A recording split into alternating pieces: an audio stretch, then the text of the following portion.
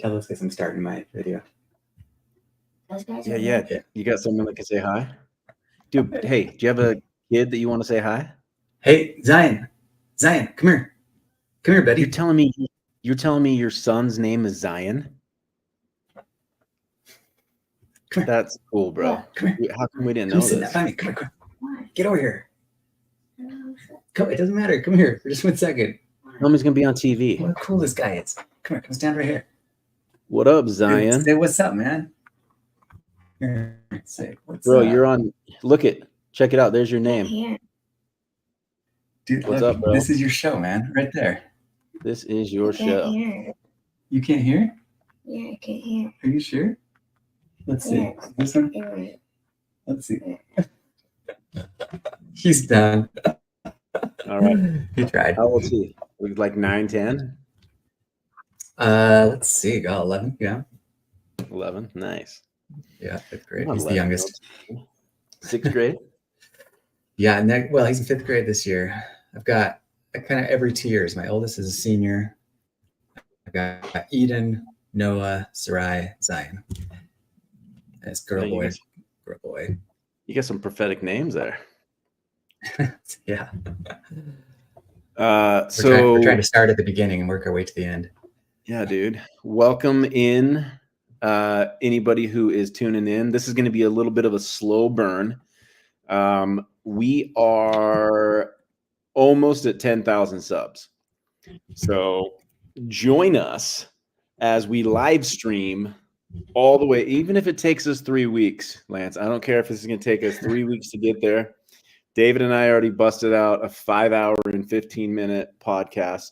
We are at 9,960. So you can ease our pain by subscribing or getting your family or friend. If you're watching Saturday football, if you're doing Saturday chores, walk over to your spouse and say, "Hey, babe, open up your YouTube app. Go Zion Media. Go subscribe. Help a brother out." And what we're doing is we've invited all of our favorite guests, to come on. And this thing might culminate with like 15 different screens on here. It might get a little wild, but we're inviting everybody to come on. And Lance has to go a little bit early. So we're like, dude, let's just jump in a little bit early. And Lance, I want to talk about Mexico, dude, because I'm getting excited. What are we? Less than 30 days? 3 weeks? Yeah. Dang, we better. Is Shane? Is he ready to go? You think? Yeah, dude. He's passport. I found that passport solution. Shane's passport is expired, and he was getting some anxiety about it. I'm like, bro, we can get this. We found a solution. It's a little spendy. It's like $650 all in, but 7 to 9 day turnaround. So yeah. So dude, we've got kind of refreshed agenda, right? Or you've kind of sharpened the pencil on the agenda a little bit. Yeah, I mean, I'm depending on who comes, I'm debating whether to like add on one more day. Like it's gonna be kind of rushed, so maybe we want to add on one more day. I don't know. I gotta come home on the 18th or leave on leave on Tuesday and say Wednesday. Okay, I could do that. Yeah, we got to get a hold of everyone who's going and see if that works, because that'll make us a little less rushed. But man, it's gonna be awesome. Because there is a bit of like, I was looking at Sunday. Depending on what time flights leave Sunday, it doesn't give you much time because we're all the way down in Oaxaca. And what is that, about a 2-hour drive to Mexico City? Yeah, to Mexico City. It's like a 3. No, it's like a. Anyway, I gotta look back up. It's over a 3-hour drive. All right, I didn't know it was that far. Yeah. Hey, so a couple questions. We've got one guy on Instagram hitting me up saying that him and his mom might want to come. He was saying, can we for sure get onto these, pyramids or temples, whatever? And I'm like, I know on Monte Alban, I've seen videos of people walking all over the place, but I don't know about Teotihuacan. Like almost all the pyramids. Whoa. who's popping on. Almost all the pyramids now, you can't walk on them. You can't walk on them. Okay. Right. Similar to so you Egypt, can right? go around them, and they're still pretty awesome, but you can't like climb up on them. Okay. That Yeah, probably but I mean, makes it's like Monte Alban. The whole thing is like a pyramid. So it's like you're up there in the courtyard. There's David. What's up, man? Dave, I put Latter-day Chad in timeout because his camera wasn't on. So LDC, if you want to come on, turn on your camera, bro. Naughty, naughty, naughty. Yeah. But Dave, we're just talking about Mexico. Oh, And Lance is saying we may want to go Tuesday and extend it a day because of the travel time and the distance between Oaxaca and the airport. And I'm just like, dude, if we are going down there, we may as well extend a little. I'm totally down for that. I always hate doing less than 7 days on a trip. But I know we all got work and freedom and all that kind of stuff. So okay. Yeah, I really should. Like, because it's in and out. Okay. Does What's that that? work? I have to actually pop in. Your and what? out. Yeah, it's all good. fun. I am just letting you know I'm communicating. you're communicating that you're going to pop in and out? Only once. Okay. Only once. Okay. All right. Well, I'm going to check to see how many subs we're at right now. Do you know how to get that counter view? Can I show you? Show Okay. me. Let's have you share. Have me share? Yeah. It's gonna be great. What am I just gonna go to YouTube, or where am I gonna go? Yeah, the YouTube studio. It probably better get it up first. So I'll just tell you where it is. Why don't you do it? Because I don't have YouTube Studio on my laptop. I don't know what my password is. Okay. Well, I got it as an app on my phone. Okay. So just so you guys know, people that we've invited into this live stream is Midiga. Midiga's confirmed. He's jumping on. In fact, he said he's got something that happened. Let me see what this says here. He's like, also an official message from the Midowin Lodge signed by clan leadership will be read in Missouri to establish sanction. Sanction, what does that mean? Sanction sounds like a naughty word to me. Maybe it doesn't. We'll find out what that means. Okay. I just want to show you. You've seen this view, Trevor? Right here where it says see live count. Okay. Just tap on that and then. So we need 39 subscribers. Okay. So this changes as we're speaking? Yeah, it's live. Oh, that's way cool. Yeah, so if you do want to get this view, then basically, there you go. Just that little button. Nice. So we can watch this as we go. Yeah. Just keep that. We'll know where it's at. We can toggle back to it. It's absolutely sweet. Hey, Latter-day Chad, put on your camera, bro, and we'll let you into the Cool Kids Club. You'll make it even cooler. Okay, so Lance, get me excited. One of the things I love, and I'm sure you do this with your kids, is talking about the vacation. Like the anticipation of the vacation for me is almost more fun than the actual vacation, right? It's kind of like the Christmas anticipation. So yeah. So tell us about what we're doing. Just get me a little more excited. And I know. So the first half of this I did this spring, right? So I drove with my son Noah. He's a 10th grader. We drove all the way from our house, in southern Utah to Mexico City, south of Mexico City, right? And we drove through New Mexico. We went and saw a bunch of Anasazi sites. Then we drove through Paquime, Casas Grandes, kind of in Chihuahua, where the Mormon colonies are. And we slept in our car like almost every night, it was like over a week. And we only got an Airbnb twice. We almost always slept in our car. And when the second night, we're like way down by, what is that town? It was the freakiest place. Like I was sure. I mean, I thought we were kind of okay, even though it was like total hood. When we found this gym and we got in the like parking lot of this gym, and I woke up at like 1 a.m. and had this dream, and it was wild. Like in my dream, this gang of hoodlums came and like slashed my car tires. and so like I woke up with just like this vivid picture of these dudes like about to slash my tires, and I'm like, oh, is that a sign? So I totally moved my car. That's a move. I would have moved it too. Yeah, I went and moved it into like an AutoZone parking lot about a half a mile away. And anyway, it was cool. I think we need to be worried about the cartel kidnapping David while we're down there. I don't know, David. You could put off vibes of like anti-cartel. You know, you're so bad at it, they might be a little scared of you. Well, he's They the only could be black seeing you as a one. threat. Yeah, he's the only black one in the group. Look how he dresses compared to us, Lance. Like we look like complete slobs. He looks like he's got the money. Yeah, sharp dressed man. Yeah, full on. I don't know. I think that we're going to be in the good area.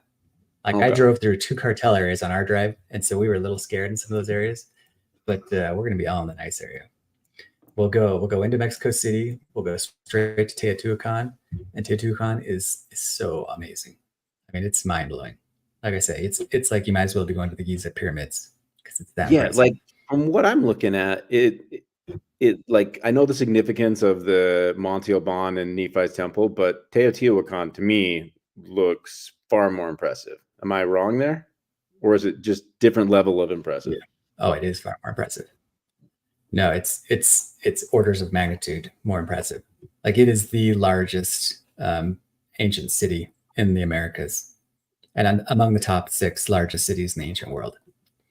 Nice. And you can tell when you go to it, it's just like, holy cow, even though there's only like some villas and pyramids and stuff left. There's actually a lot left between the Temple of the Moon, the Temple of the Sun. I mean, the Temple of the Sun, the footprint of the Temple of the Sun is almost exactly the same as the footprint of the Giza Pyramid, the Great Pyramid of Giza. Like almost exactly, like within like 10 feet. So it's kind of cool. And then its height is like, I can't remember what it is, 60 feet low or something like that. But it probably had a cap on it of some kind, like a little temple on it was built of wood or something that's now gone. But you'll love it. Like, right. And then my model, that's like Laconia City, because it just matches really well with the city that Laconia built in the Book of Mormon. Nice. And then after that, anyway, there's a lot of people who are, I'm making videos on my own channel. I gather in one channel that really like go boringly into detail on a lot of these things. So we'll see when I get those up. Dude, have you seen this? Hold on, I'm on the wrong. I noticed that this that's kind of cool. Okay, and it's the exact same thing. Look at Teotihuacan and a microchip, and the exact same thing with the Giza pyramid.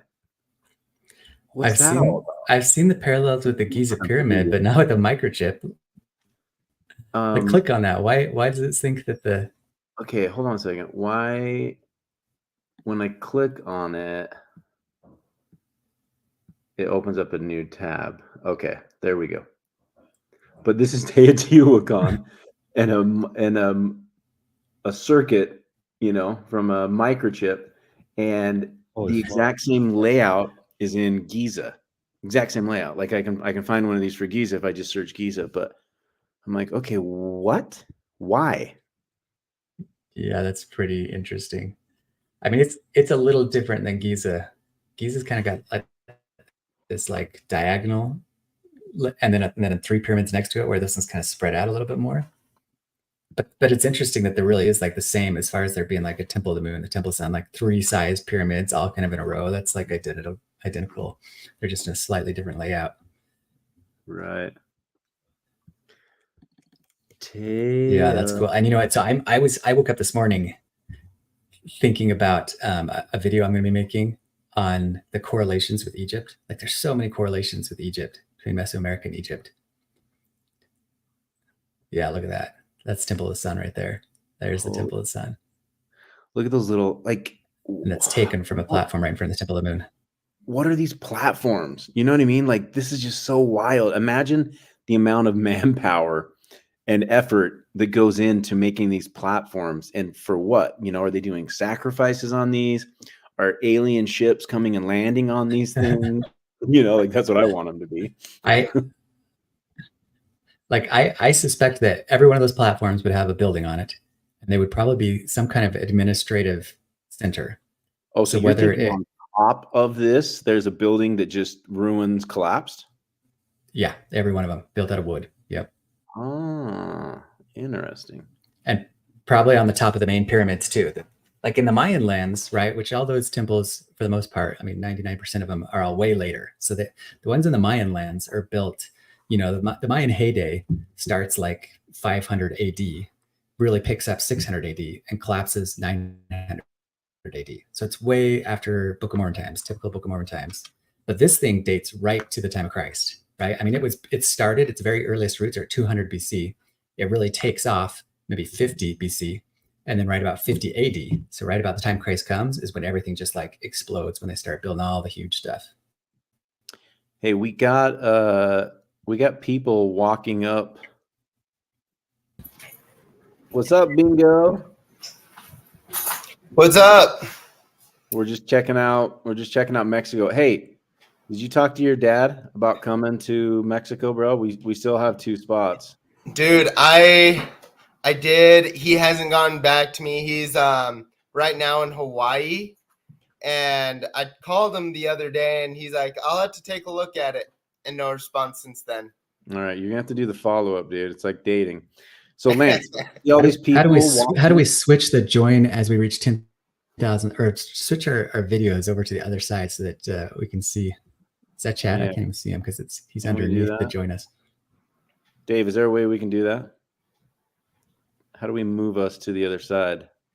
Move us to the other side. I don't think there's there's only, we can make a custom layout. I don't know how to do that yet. Can we move Okay, the join us? We'll just do that. So Lance, Jordan, all these alright. people climbing the pyramid here. Is this pre Oh, COVID? Yeah, COVID's Figured when out it how to changed. serious? Yeah, COVID took that from us too? yeah.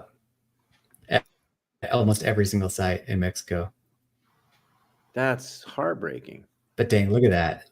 Yeah. Like, look at how incredible that is. That Like I is- said, nothing in Mexico, nothing in the Americas compares to Teotihuacan.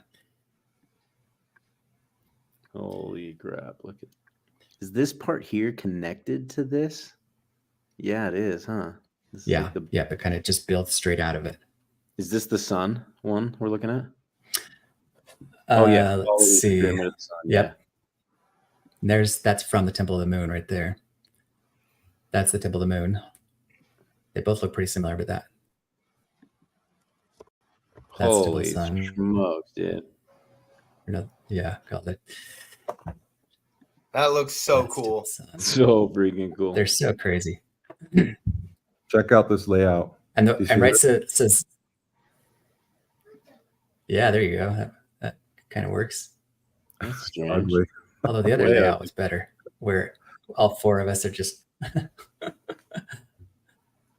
Random. See if I can delete it. All right. So for those of you who are joining right now, we are on our march to 10,000. So we're doing a live stream until we hit 10,000. It's been going pretty fast this morning, and so we don't think this will take too long. We invited a bunch of our favorite guests in, some of our team. Lance is joining first because he has to go a little bit early. We've got a dog named Bingo. Those of you who are in the live streams obviously know who Bingo is. Hey, Dave, you figured out how to move to the right. And so join us as we hit it. We've got Fabrizio coming. We've got Mitiga coming. We've got Latter-day Chad coming. We've got the Foreordination people coming. In fact, Latter-day Chad is sitting backstage right now. Watch this. He doesn't have his camera on, so we're not letting him come on until he fixes his camera because everybody wants to see those sunglasses so bad. We've invited Mike Rigby on. We've invited Quinton on. Shane's going to be coming on when we get to 9990. Who else am I forgetting? We've invited Hook on. I know L's going to even pop in. Even L's going to pop in. He's not going to talk because we can't change his AI voice. And by the way, the running theory on the L and who L is, the most common people think it's Kwaku. Did you see that, Dave? I don't It's think the whole it's reason why Kwaku. L is. Yeah, I saw. I think there'd be too many black people. Listen, the reason why I don't think it's Kwaku, I do know who it is, but the reason why I don't think it's Kwaku is because L is not in favor of abortions. She's not in favor. He's not in favor of woke agenda. He's not in favor of Kamala Harris, and a whole bunch of other reasons. But Why? it could be. Why does L want to be anonymous? His wife said, "I don't ever want you going on a podcast." And he's like, "But babe, I've got cool stuff I want to share." She's like, "You'll embarrass the family. I don't want you know." And so he finally was like, what if they changed my voice and what if they did an avatar? And she still was a little upset with it, but got the deal done. It's a wife thing. He's in his first 5 years of marriage, huh? His first 3 years of marriage. Oh, baby. He's on a tight leash. There's Oh, baby. Look at that guy. Yeah. Dude, Oh, I'm going to tell you, I'm I eating love cheesecake right now. these glasses. These like, need to be dude. the new glasses. Dude, I'm eating a bunch of calories right now because I found out that we're driving out to Missouri on Tuesday now, right? So I'm just gonna be fasting all week long. I don't know who you're driving with. I'm not leaving Tuesday. Really? I thought, Yeah. David, didn't you say we were gonna go Tuesday? David's spreading misinformation again, Chad. If you want to know the real dates, just hit me up. Okay. I even text David the dates twice. He's on a group text with Lance once, and then he asked me to do it again and send it to him because it wasn't good enough the first time. So he's got it twice. He knows the dates. Okay. I do know the dates. We're leaving Wednesday morning. We're picking David up at 8 a.m. in Orem. So I'm leaving at 7:15 from Davis County. If you're coming from Tremonton, meet me in Davis County. Okay. Yeah. Okay, so I'm flying in Monday. That's why I'm getting back to Utah. All right. Yeah, what happened to last night's flight? And guys, can we talk about this BYU game? Did you guys watch the BYU game? Did they win? You did. I'm gonna post this on my Instagram story and tell people to subscribe to you. All right. Yeah, Dude, ease our pain. I'll have to watch the highlights. I did not watch the hurting game. myself. Yeah, exactly. You guys didn't watch the game. It's too painful. It's too painful. They won. We got to pull up the highlight reel. We're going to pull up the highlight reel as we're talking. I'm not even going to say what it is. Oh my gosh. It was one of the most entertaining games I've ever seen in my life. Okay. What was the action? Oh, bro. We're talking. Whoops. Okay, there we go. So Oklahoma State was favored to win the Big 12 or finish second to begin with. BYU was predicted to come in second to last place in the Big 12. Okay.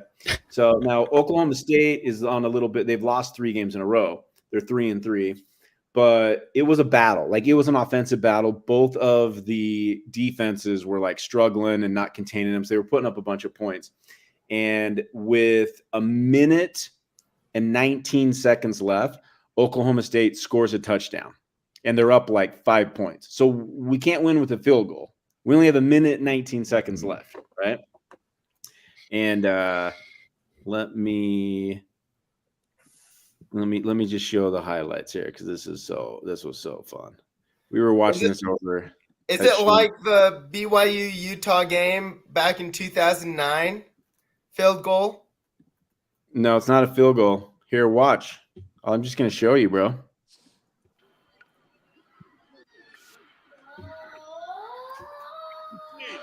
Downfield, 10 seconds. Wait, dude, rewind that. There's no way. Was that an interception? Wait, I No. can't see. All right. Oh no, just complete. Bam. Whoa, from 40 yards. Excuse me. Do you have time to talk about our Lord and Savior Jesus Christ? Hey, don't run from the Lord. Jake, right? So guys, what's our plan if fallen angel aliens show up or something after this? Because After the BYU game? After the BYU game? no, after the conference, did you see the news article Oh, about a after doorway Livestream. at the North Pole that opened up? Yeah, I don't know about No, that. say that again. You just cut out.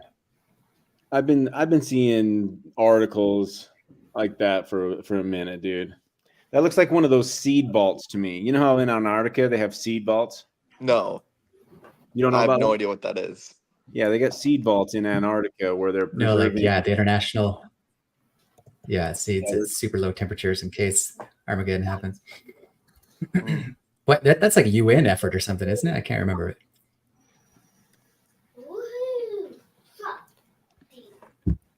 I have no say on this because I don't look into that kind of stuff much. Everyone knows that at Antarctica, it's the ice wall and that there's more land beyond that. Okay, watch this. Can you see my screen? Can you guys see my screen? Yeah, I can see it. Okay, this is the seed vault. How much money you have or how big your army is, you ain't getting into this little place. Not even a nuclear war can destroy this vault. This is the most protected vault in the world. Svalbard Global Seed Vault has more than 1.2 million seed samples from all over the world. It was built to protect the future of the world's food supply in case a nuclear war destroys the ecosystem. This vault is built literally inside a mountain to ensure maximum security. But let's say you really wanted to go to this place. First thing is, you got to get permission from 2 separate governments. And you know how much governments love giving permission and how easy they are to work with. Then you got to fly to the island of Svalbard, which is next to the North Pole. After that, Svalbard, that's right. tundra and make your way up to the vaults. Then you got to get past the Okay, so this one's in the North Pole. But there's a south Yeah. there's a South Pole one as well. Well, here's, this idea that of being tunneled inside of a mountain at the North Pole. You think that's where John is? I don't know. In the North countries. North Country. They're in the North Country, right? Yeah. Okay, here's the update. 9,965, 35 people. If you're watching this, have you guys seen the Green Mile? Do you guys know the Green Mile show? No. Yeah, I do. I think it's like a John Grisham book, and they're in this prison, and there's this big, huge black guy that can barely speak, and he touches people and he can heal them. And there's this thing where it says, "Ease his pain." And if you know the show, it's like a big part of the movie. So I'm asking everyone to ease our pain, get us to that 10,000 so we can end this live stream because we're already 28 minutes into it. Maybe we're gonna have to beat the record again, bro. We 5 hours, 16 minutes is the new record. And I ain't afraid. And in fact, Chad, like we were texting today or the other day, David has committed that he's down to do some late night Zions. We're going to come up with a good name. And it's going to be same format, like a radio show where people can pop into the screen, do it live. And we're going to do it at like 10 p.m. Mountain Time and do it for an hour or so. And just do something like once a week, Let's call it Zion Radio, bro. Or what about, how they did Midnight Mormons? What if we did Midnight Zion? They abandoned Zion After Dark. Midnight Zion. Dude, I love Zion Radio. What if we just straight up called it Midnight Mormons? Hey, they don't. Why don't we take it back? It's kind of like No. Midnight Church of Jesus Christ of Latter-day Saints. Midnight members of the Church of Jesus Christ of Latter-day Saints. Yeah, what is that acronym that's like have you seen like the long one, like the Church of Jesus Christ of Latter-day Saints? That's my favorite acronym. Yeah, TCT. I gotta turn off my camera. I'll be right back. It's wild. All right. Are you gonna kick him off for going off camera? Yeah, exactly, dude. Nobody's. I've got some cheesecake I gotta finish here though. But yeah, I'm gonna like if Midaga can do 10 days, I'm gonna do 5 days. I'm just gonna eat a bunch of food before then so I don't like starve and it's like in my system or whatever. Yeah, you can do it. Have you ever Go done for it. I've done like 3 days. I've never done. I've done. We do like a 7-day cleanse usually.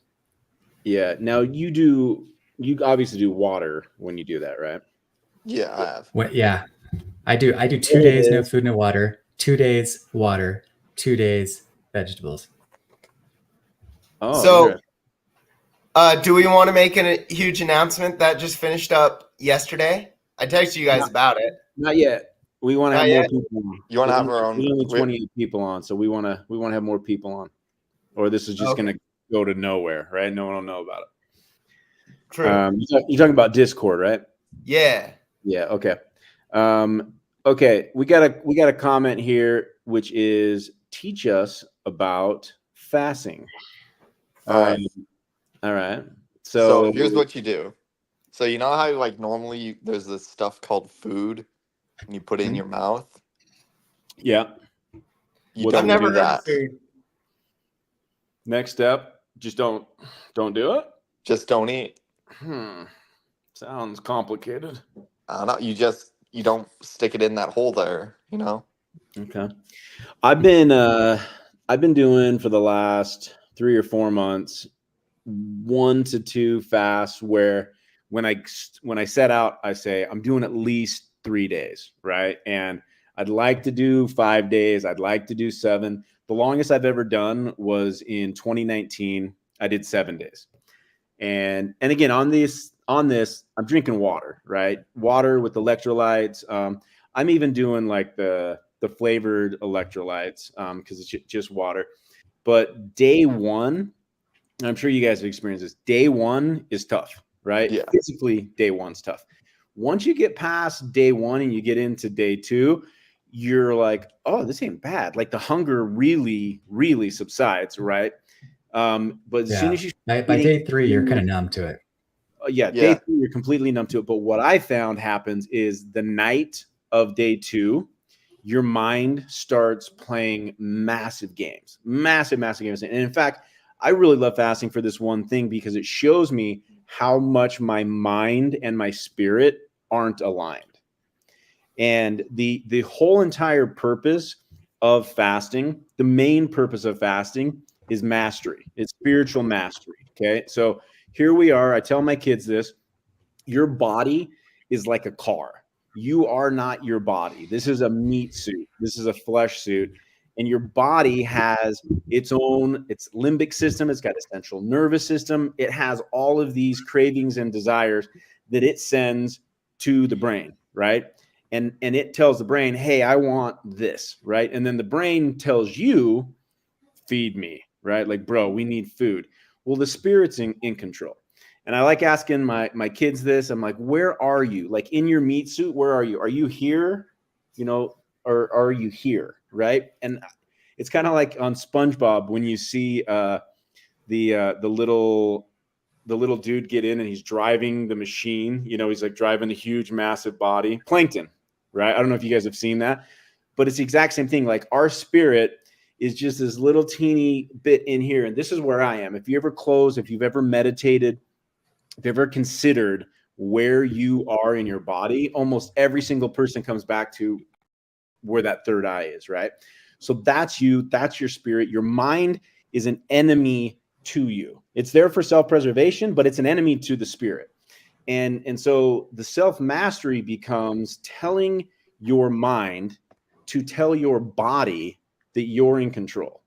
And that's the biggest battle for me as I'm doing this is my mind starts telling me on day 2, why are you even doing this? I know you're not hungry, but bro, like, what are you trying to achieve? You don't need to do this. And that kicks in day 3 for me nonstop. You don't need to be doing this. What are you trying to prove? Just, like you've done 2 days, you're on day 3, just go celebrate, and it's this constant battle. And it's not even like Lance says, when you're in day 3, it's not even like massive, massive hunger, but it's these mental games. And to me, it proves that my body is easy for me to overcome. It's the easiest for me to overcome is this physical carnal thing. But my mind is my biggest enemy in that regards. And it's the thing that when we're on autopilot, when we're living our days, when, you know, we're not thinking of things subconsciously, your mind is the thing that's taking over. And it's incredibly important to establish that hierarchy, that your mind knows that a higher being, yourself, is in control and in charge.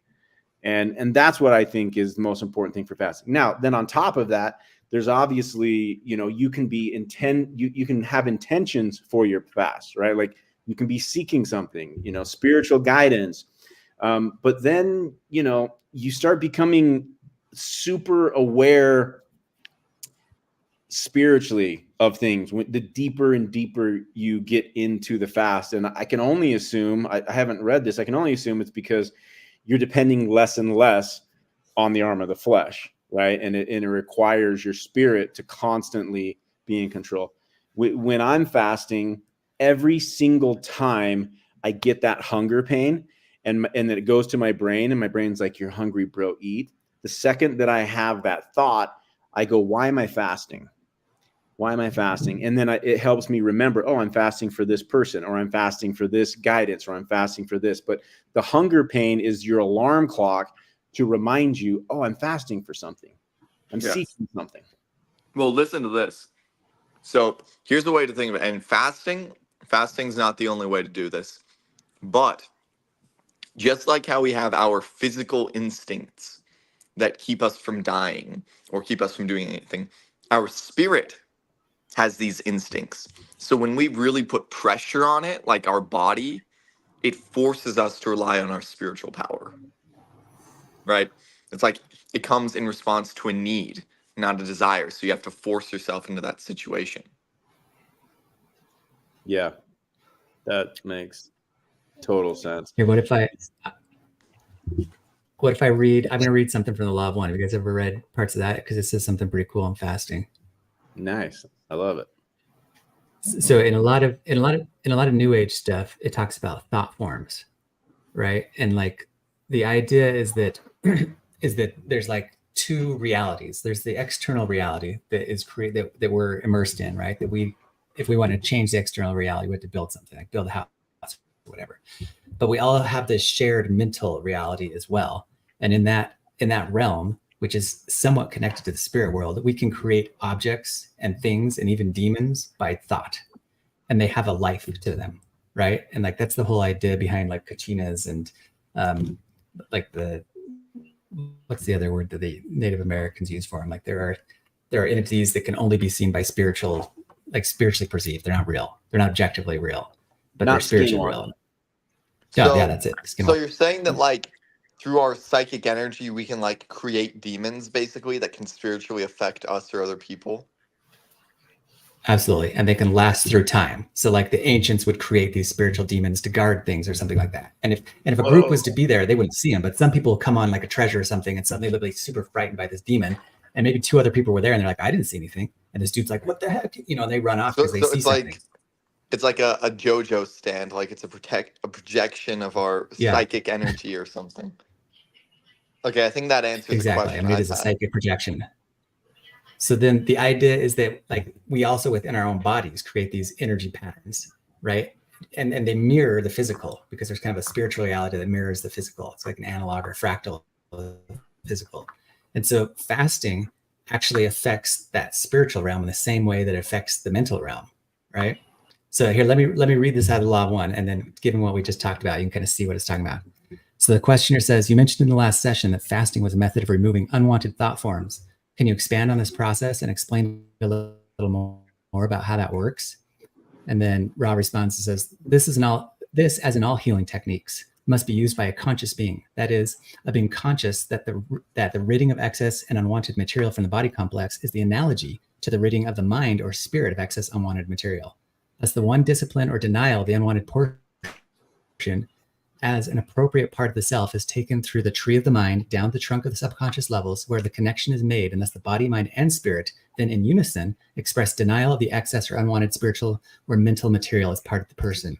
All then falls away from the entity while understanding, if you will, and appreciating the nature of the rejected material as part of the greater self, nevertheless, through the action of the will, purifies and refines the mind, body, and spirit, bringing into manifestation the desired attitude. So Dude, it's that's so saying what cool. I just barely said. You know, it's like, And that's yeah, kind I of really love like the way that, So here's something. It'll sound a little crazy, right? I don't want anyone like after I say this to like be in the live stream comments like, "Oh, this isn't in the handbook" Hey, or there's whatever. only 30. Listen, there's only 30 people Okay. watching, so let's go Yeah, with I know I've let's seen go some with comments crazy. like that at times, but I think I've done some of that stuff like through meditation, and I've met something like that, right? A Jinn? very specific like entity that I have met after going deep into like meditation. You see how there's like the fuzzy stuff that's like the veil, and the more you like meditate, the more deeply you go into it or whatever, right? Anyways, it's the same thing that I've seen multiple times through years. As I'm at the hotel at the conference, do you know who sees it in our room? And he wasn't sure if he was dreaming or not. David David Duck. Long? You remember that? Yeah. And like as soon as he mentions that to me, I just freak out and go into your guys' room like, dude, you just saw this thing that I've seen and blah blah blah. So is it like that's what I'm wondering, is this like a real like demon or some spirit or something that's like attached to me, or is it like something I psychologically made? I don't know. Both. I don't know, both. I do like, Lance, how in that law of one, it kind of similar to how like I tried to explain it to my kids. You know, it's like you first have to master the spirit, right? The spirit then has to master the mind. And your spirit, you tell your brain what to do, right? It's this hierarchy. And when you're truly in control, when you're making conscious decisions, you should be making it from your spirit. That's you, right? And you tell your brain, no, we're doing this, get on board, right? And the nice thing is, I like telling my body this, you know, telling my mind to tell my body, listen, bro, we can do this for 30, 40 days. So you either get on board, be supportive, or I'm going to drag you through this, lose some weight in the process, and you're going to have to go into ketosis and eat yourself, right? So either support me, and I have these like mental conversations with my brain being like, either support me or I'm going to eat you.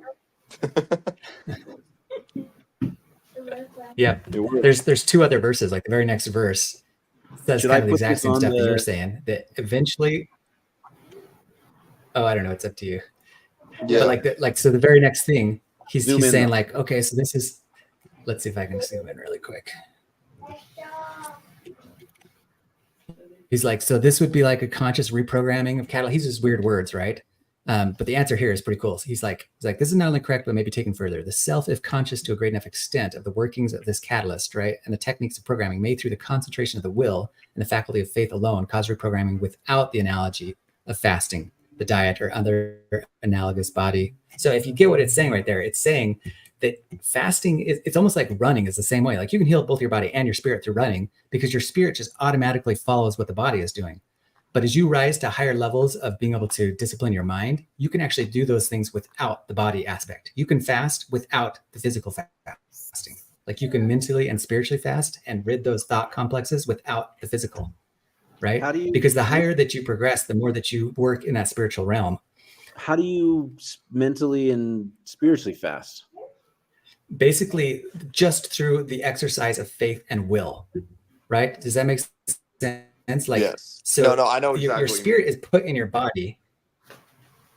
Yeah, because your spirit is put in your body almost like training wheels. Like your body is teaching your spirit how to do everything, right? But once you raise to a high enough level, you actually don't need the physical body anymore. You can do all the things just through your spirit. And not only that, to a higher degree. And like there's other parts in here where it talks about like if you raise high enough. Okay, so this is an interesting thought that I remember reading a comment of somebody who talked about how they're so glad that they left the church, because when they were in the church, they were so superstitious and they'd see demons and all this kind of spirits and all that. And it was caused them so much stress and anxiety, and they left the church and now they don't have to worry about any of that stuff anymore.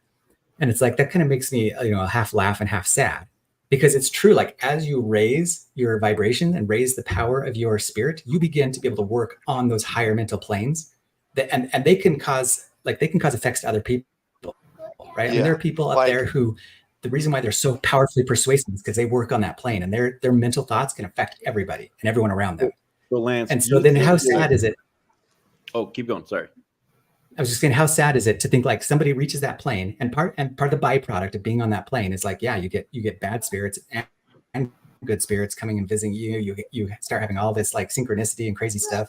Dude, how sad is it? You're like, well, so cool. It caused me anxiety, so I'm just going to drop my wavelength, and so that I'm more like an animal. I can't even work on that plane anymore, and now I'm better off. It's like, oh, that's kind of sad.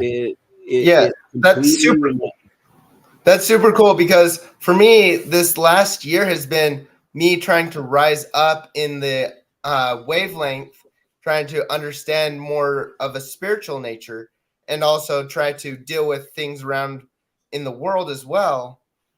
And I feel like because I'm in a state where I'm struggling through my faith in Jesus Christ, and when I'm like, oh, I'm doing so well, I'm doing all this, and I get prideful, and I feel myself stop reading my scriptures, I stop praying for a week or two, and then I feel myself drop.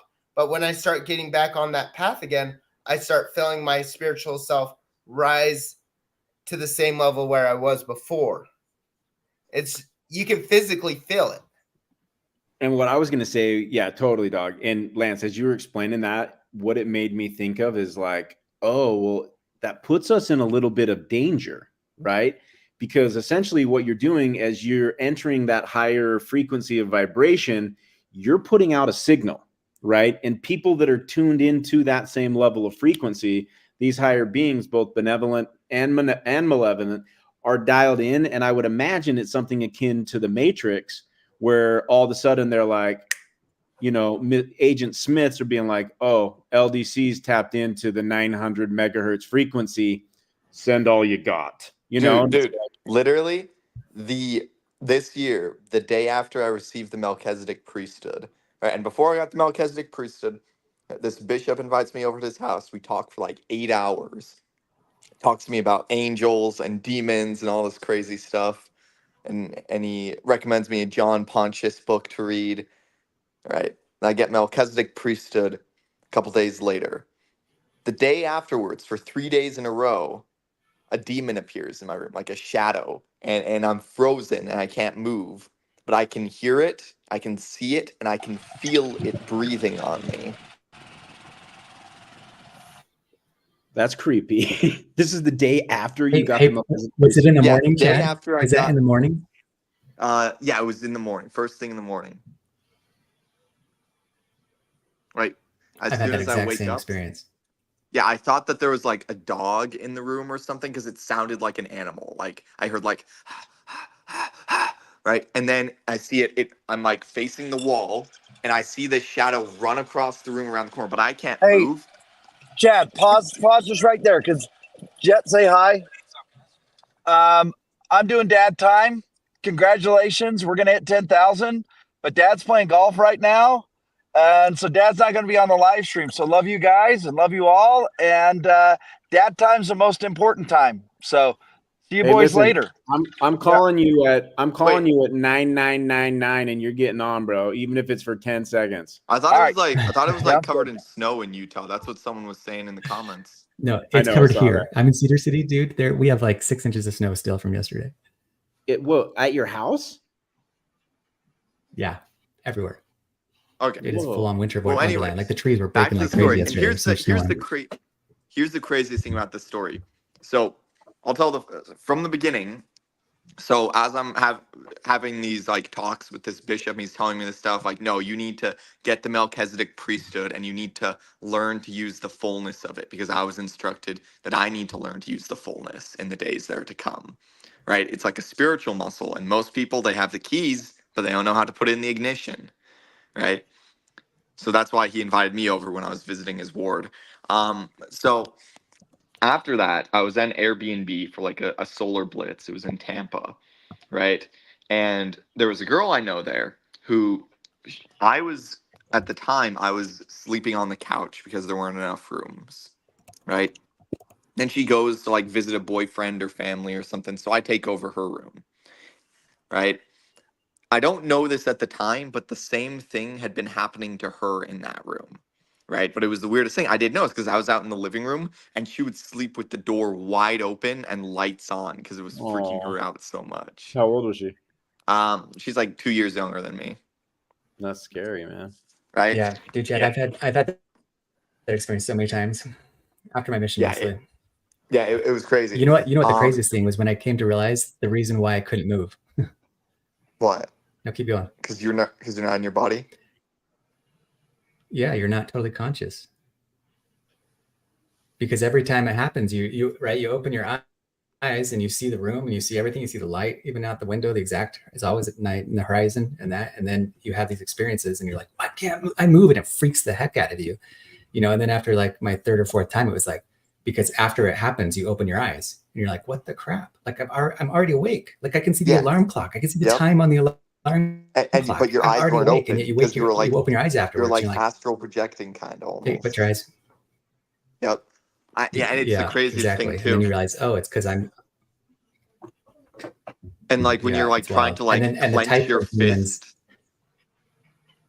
Yeah. You guys are talking on each other.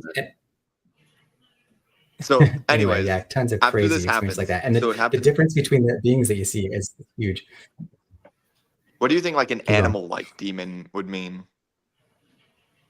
Animal? Yeah, because it sounded like an animal. I thought there was a dog in there. Are you talking about like skinwalkers? I don't know. It sounded like a dog. Oh, I didn't see its shape. I saw a shadow. I think it is. I think it's just like what I was saying. Yeah, I think that there's all sorts of thought forms that have been created by people and groups, right? You know how in the old days they would dress up as like a lion or a jaguar or an eagle, you know, and they had righteous ceremonies with that. The Native Americans did this with their eagle stuff, but they also had incredibly wicked things where they would sacrifice people and rip their hearts out and do like crazy demonic stuff, right? Because they are creating, as part of these ceremonies, like these strong thought forms that persist in time, right? And they are like, they become animated. Egypt did What's it, that? right? Egypt. Yeah. All the cultures. So could you they create the thought forms and then they feed off the thought forms. Could you like create one of these thought forms to like help you? I mean, that's almost the idea behind a Patronus in Harry Potter, right? I mean, these are all ancient esoteric ideas that are known among select groups. But it's like it's so important. Like there's so much we don't understand about the astral realm, right? This higher realm. Like, so you wonder, I don't know if you guys have ever experienced, if you have a lot of people thinking about you, they affect your mentality, especially once you are on that mental plane. So if you have people hating you, you feel it. Yeah. So unless you have trained yourself to be a service to self individual that knows how to wall themselves off. In fact, even Harry Potter, I can't remember what it's, I mean, it teaches so many esoteric ideas in ways that are just like fun to try and teach this young generation of how to operate on this higher plane.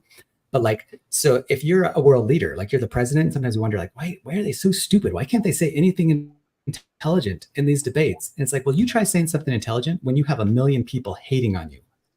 Unless you have walled yourself off to everybody else's psychic influence, it's actually incredibly difficult to operate effectively when there's people hating on you, unless you have just as many people loving on you. Because in that mental realm, we actually have to create systems where we protect our leaders with walls of light so that the negative forces can't affect them.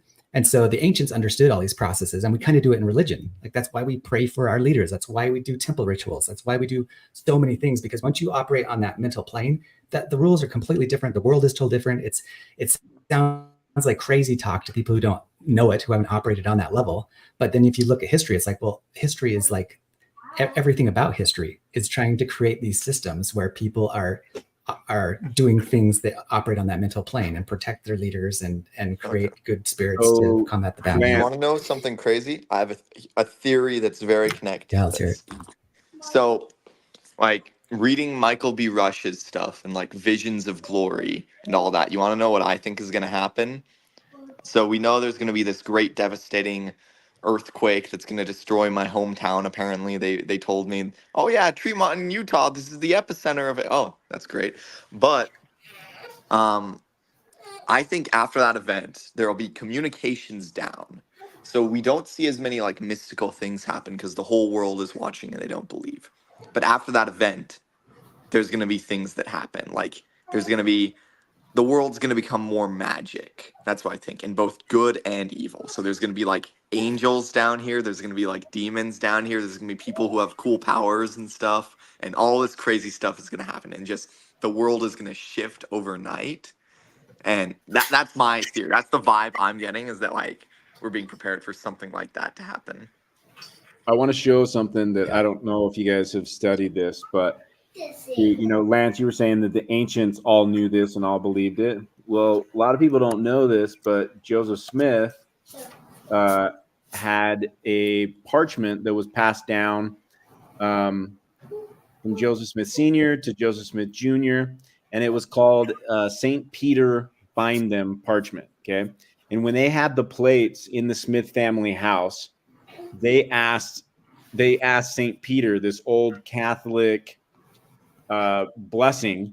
And when they would leave the house, they would, kind of like how the Jews have the thing on the top of their doorway, they would hit it and say, St. Peter bind them. And it was a blessing or a wish or a request to protect the plates that were stored in the floorboards of the house. Okay. Dude, I had a dream last night. And there was something important I was trying to remember, and you just made me remember it. And I don't know what this means. I remember like little fragments of this dream. But in the dream, I was shown that there is some sort of connection and parallel between the Antichrist and the Davidic servant, that they are connected, right? Dude, and that the Antichrist is sitting on, remember when they make the peace accord with all nations, what does he sit on? He sits on David's throne in Israel. Okay, well, listen here. There is some sort of connection. I don't know exactly what it is between King Solomon and the Antichrist. I don't know what it is, but that's what I was telling, is that the Davidic servant has a connection to King David, but the Antichrist has a connection to King Solomon. So maybe I can tell you one way that this came to me, and I'm pretty sure this. So, if you've read any of the pseudographia writings of Solomon, it explains how through Solomon's key, how he built Solomon's temple. Yeah. And a lot of people don't know this, and some people don't like hearing it, but Solomon's temple was built by demons. Okay, Google it. This is accurate. Solomon procured a ring, and this one ring was able to bind one of these top demons, who then could get all of the other ones. And it goes through and says that Solomon used these massive megalithic structures. And so maybe, Chad, this Antichrist, when he's going to perform all these miraculous things, and people's minds are going to be exploded. People have said it might be like high technology or alien tech or green energy or healing. Well, if he could do similar to what Solomon did, and if he could get all these demons to work and perform things for him, it would be miraculous. Yeah, I think that my dream, I'm trying to remember because it's like a blur and I don't remember everything, but that's exactly what remind you. I remember that connection. We were talking about Joseph Smith's parchment and high magic type stuff. In the dream, I think that he was referred to as Solomon's apprentice, and the servant was referred to as David's apprentice. And I don't know what that means.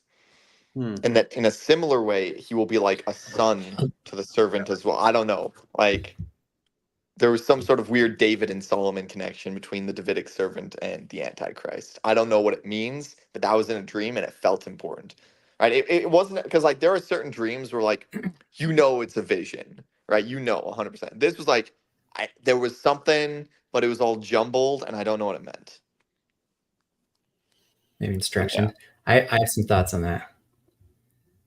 Okay, you want to hear it? Drop it. I have an article on the times and seasons, right? So, and I've gone through this a little bit in one of my videos, but there's basically all of these celestial systems that create kind of times and seasons. And the large time of the Gentiles is like a 3,000 year period. For ours, it's 3,500 years. But they're based on these like gravity waves that come out from the celestial or from the galactic core. But that's even broken into 490 or 520. The Mayan number is 520. The Israelite number is 490. It's the same, but it's about 500-year cycles. And every one of those 500-year cycles has like a complete fractal, like of the mini major cycle. And that basically is like a harvest cycle, right? That's why it's called like times and seasons. It's like you have a complete harvest of souls, just like the OASP says, in those 500-year periods. And the complete harvest of souls means that at the end of it, you have a group that is ready to ascend, right? And so they're at the end of every one of those ascensions and harvests, there's people who are ready to be exalted, both to the good and to the evil, to the left-hand path, the right-hand path, the exalted to God, exalted to Satan. But so at the end of every one of those 500-year cycles, you have a Christ figure, a Messiah figure, and an Antichrist figure. So like, why is like Christ called like the Davidic servant? Because David was the Messiah figure in his 500-year cycle. He came right at the end of it. And I wish I could show you my chart where like you have a major player at the end of every one of these 195-year cycles. But you have two major players. You have the Messiah and the anti-Messiah, the Christ and the anti-Christ. So they're totally related because at the end of every harvest cycle. So I have a question. Yeah, with every prophet throughout the ages, were they also a Messiah kind of figure, like Moses, Abraham, Isaac, Joseph Smith? Are those kind of the same things, or are they in a different category themselves as prophets? I think they're in a different category. Those are like the 7 archangels, the 7 dispensational heads. I feel like, but it could be. You'd have to see my chart, right? It's like you've got dispensational heads is what we'd call them, but the head of every one of those 500-year dispensations has a major prophet, and then there's the minor prophets between them. Lance, pull up the chart. Joseph Smith was like, okay, yeah, you guys talk about it, and let me grab it really quick. Yeah, pull that baby up. By the way, I just invited Fabrizio to join us. He's going to be jumping in. So let's. There he is, straight from the UK. Our favorite Fabrizio. Oh, whoa! I had to come with some fireworks, guys. How did you do that? To celebrate your 10,000. I'm organized. Hook me up. We're talking about the 7 archangels right now, and the Antichrist. And the Antichrist. And Lance is pulling up. Okay, Lance. So there's something. So here's something to go to it. So we've had multiple people, multiple sources who have been given us good information before say, hey, this guy, I know he's received like revelation and he's had the veil taken from his eyes. He says that there are 2 Davidic servant figures, right? Like the root and the rod or whatever. And the branch. And there's the branch and all that stuff. And then there's like subservants with them. And what got me thinking is like, okay, what if because of agency, there are multiple people who are being set up for this role, right? Like they're being set up to be potential Davidic servant type figures. And there are going to be some of them that like potentially fulfill the prophecies in certain ways and don't. And then we know that the servant, he will be marred, but he won't be hurt because the life of the servant will be in the hands of the Lord. And we know in Revelations, the beast will be wounded, they think, but then he will be healed. So we see that parallel there. What if one of these Davidic servant type figures who's like being set up to be a potential Davidic servant becomes the Antichrist instead? Like he betrays them. Like it's one of the like the Holy Ghost people who goes rogue and he's like the Antichrist. All right. I like that. I want you to write some fiction books, bro. You should use your Chat GPT and bust out some fiction books. Just take all these dreams and concepts. Okay, Lance, tell us what we got here. And Lance, all right, I'm gonna zoom in again because this is so micro. Yeah, I wonder if I even can zoom in on that. Here, wait. Okay, give me 1 second. Talk for 1 second longer, and I'll get this pulled up on another program I can zoom in on. All right. Just so you know, we have 51 people watching right now, the highest we've had since the stream. Okay, and so that everybody knows, we got 23. We're talking until there's 23 more people that pop on, And we have, I just messaged Mitiga, and he's going to be popping on sometime soon here as well. And yeah, we're just going to do a rambling live stream and excited about it. One thing I wanted to talk about while Lance is figuring out the Zoom, and Lance, if it's ready, I won't transition. It's ready, but you can go ahead if you want. Yeah. Okay. And people in the chat, if you're interested and have a question for Lance, message in the chat your questions on what he's talking about, because we want to all learn, and we learn from each other, not just from the people who are talking on the live stream. 100%. We definitely want your feedback. And as you guys see, Fab popped in here. Totally. There's been tons of questions for Fab. So you got opportunities as these guests are popping in for LDC, for Bingo, for Fabrizio. Like, pop your questions on here. We'll toggle through them. It'll help us make the conversation something that you guys want. Yeah, Trevor, yeah. I've only got about 10, 15 minutes and I need to go. So if you've got any questions for me, if you could kindly fire them away now. So then I'll let you guys. Fab, one thing that I would like. And I'm here now. I'm listening. I'm just eating. Okay. One thing I'd like Fab to talk about when we come back. I want you to talk about Zion Passport. Okay. No, let's hear about that really quick. If he only has a second, go for it. I'll do mine right afterwards. Yeah. Okay, so the concept of Zion Passport came to me as, I traveled around the world serving in the church in different countries as I lived there. And having been to International School of Milan for many years and had a lot of friends from Israel, one of the interesting things is a Jewish person is entitled to an Israeli passport, no matter what their nationality. The other interesting thing about the Jewish people is that they're the only people in the history of this planet that after 3 generations, having been removed from their original country, have maintained the same culture. You take a kid from Arizona and you take him to Japan and you have them grow up in Japan, their grandchildren won't speak English and they won't eat hamburgers. They'll eat sushi and speak Japanese. Yeah. But what is it? 1 generation gone. 3 generations. 3? After 3 generations. Yeah. And I've observed this in people that I know. I've seen this happen. I already see this in one of my sister-in-laws moved to Canada 10 years ago from Italy, and her kids hardly speak Italian. And that's after 1 generation. We're talking 3. Right. So what happened with the Jewish people is, 2,000 years ago, they got removed from Israel. And then in 1948, when Israel was created, a lot of them moved back. They all spoke Hebrew, and they all had the same faith and same traditions. But you speak to any Jewish person, doesn't matter where they're from, they won't tell you I'm American, I'm English, I'm Italian. No, they'll say, I'm Jewish, I'm Israeli. They're proud in a nice way of who they are. And so I thought to myself, well, as Latter-day Saints, we shouldn't distinguish ourselves by our nationality. And I've had people say to me, in church, I've seen things done in strange ways in certain parts of the world.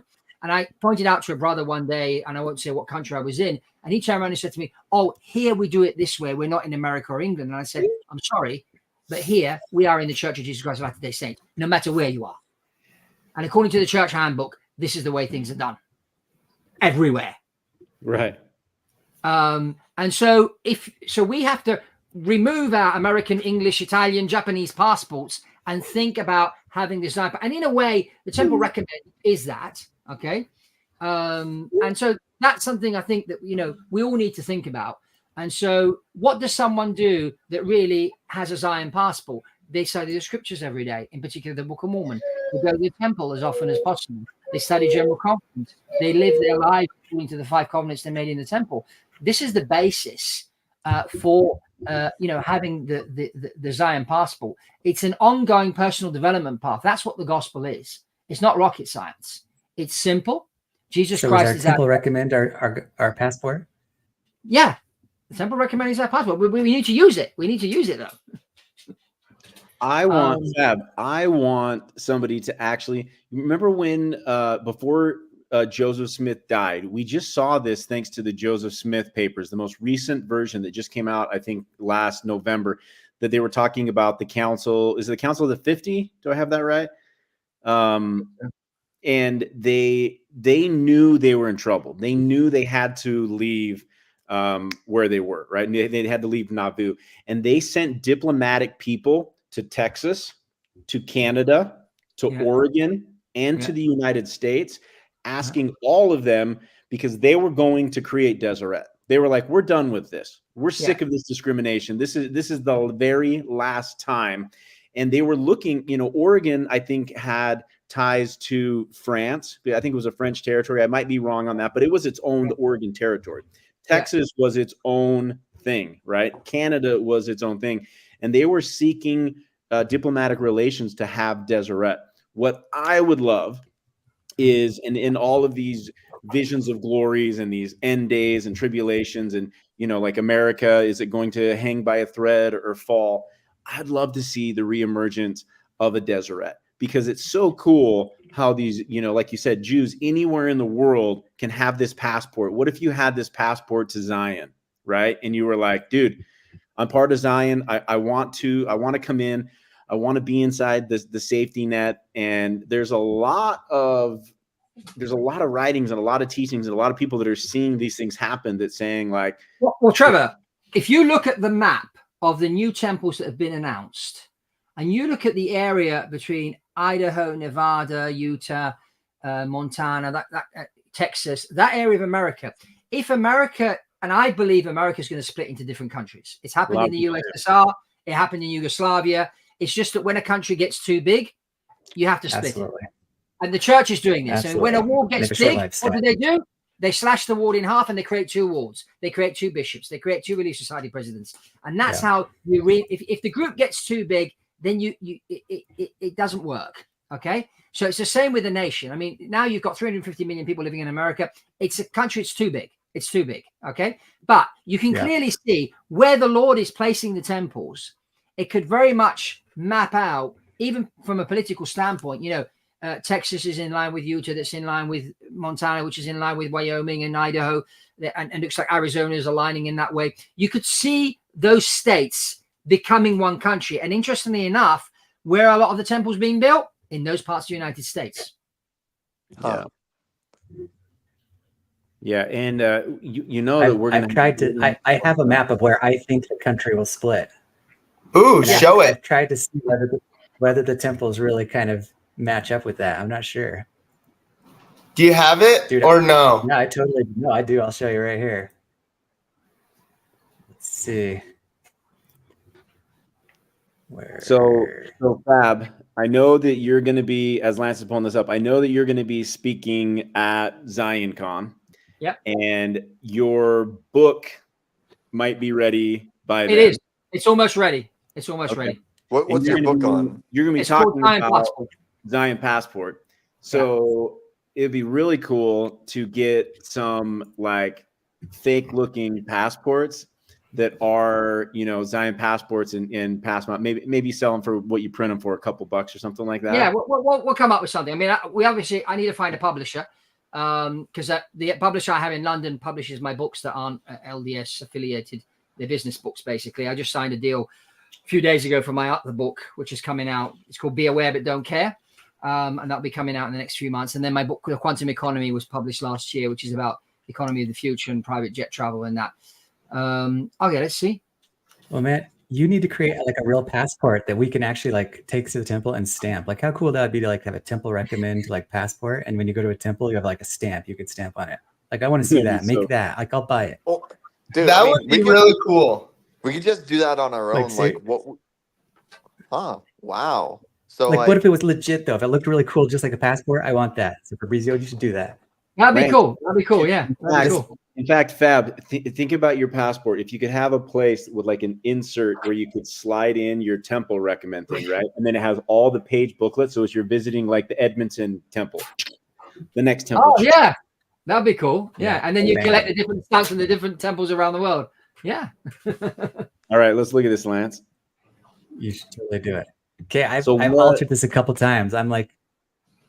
I'm totally open to it. So because the Book of Catherine says that America will split into 5 flowers, right? It says it'll split into 5 countries.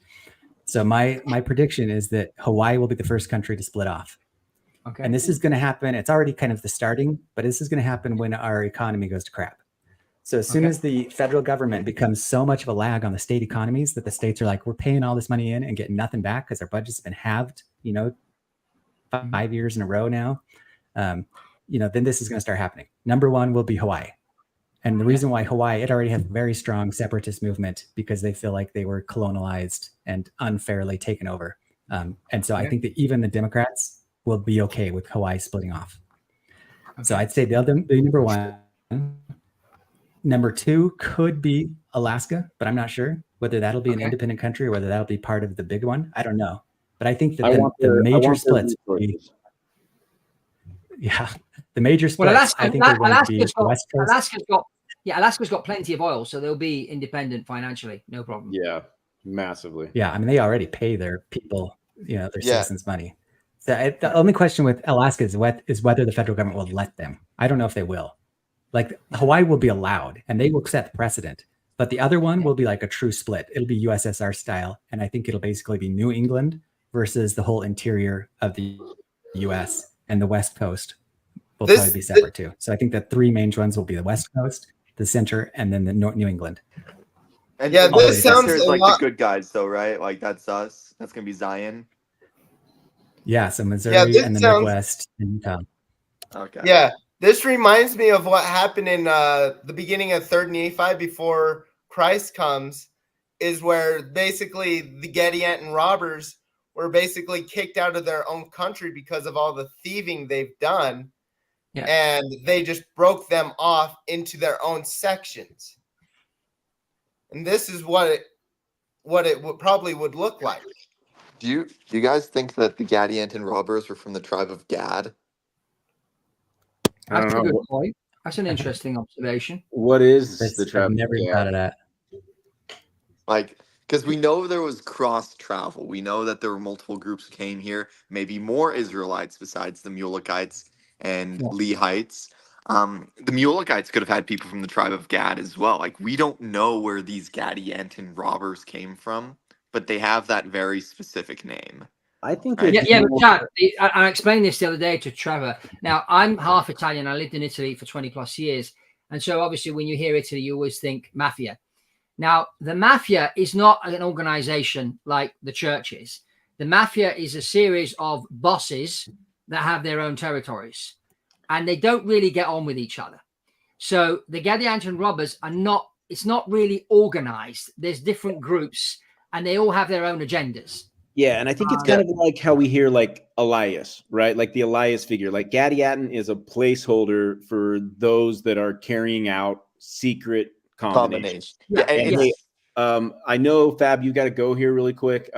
Mitiga just popped on. I'll bring him on so everybody can say hi. But before we go, I want to show you guys something that I discovered on LDS Freedom Forum that we're going to do an entire podcast on. This blew my mind. I'm going to read you a couple parts of it, okay? Check this out. In this white paper, we explore the groundbreaking hypothesis the creator of Bitcoin, known pseudonymously as Satoshi Nakamoto, is not a modern-day cryptographer, an ancient biblical figure, John the Revelator. Holy crap! I believe it. I said this to Shane a few weeks ago. Holy, it's him. It would surprise me if it was, dude. He's corporate. Holy crap! Check this out. Check this out right here. I'm going to read this whole thing. The prophecy of the mark of the beast describes a future where global systems controls who can buy and sell. Revelation 13, 16, 17 states that everyone will be required to receive a mark in their right hand or forehead to participate in the economy. And without it, no one will be able to engage in commerce. In today's world, this prophecy is becoming reality through the rise of the central bank digital currencies, which are being championed by organizations like the World Economic Forum. However, John foresaw these outcomes centuries ago and designed Bitcoin as a solution. You guys, this goes into it deep. It's an entire white paper on it. And it shows that at today's current value, the Bitcoins, if it is John, is worth $73 billion today. He has 1 million Bitcoins, Satoshi. And by the way, he disappeared in 2011. No one's ever heard from him since. Oh, I believe it. Yep. That's definitely John. 100% I buy it. So we're going to do a whole pod. You got one camp that believes it's Bill Gates and the other camp that believes it's John the Revelator.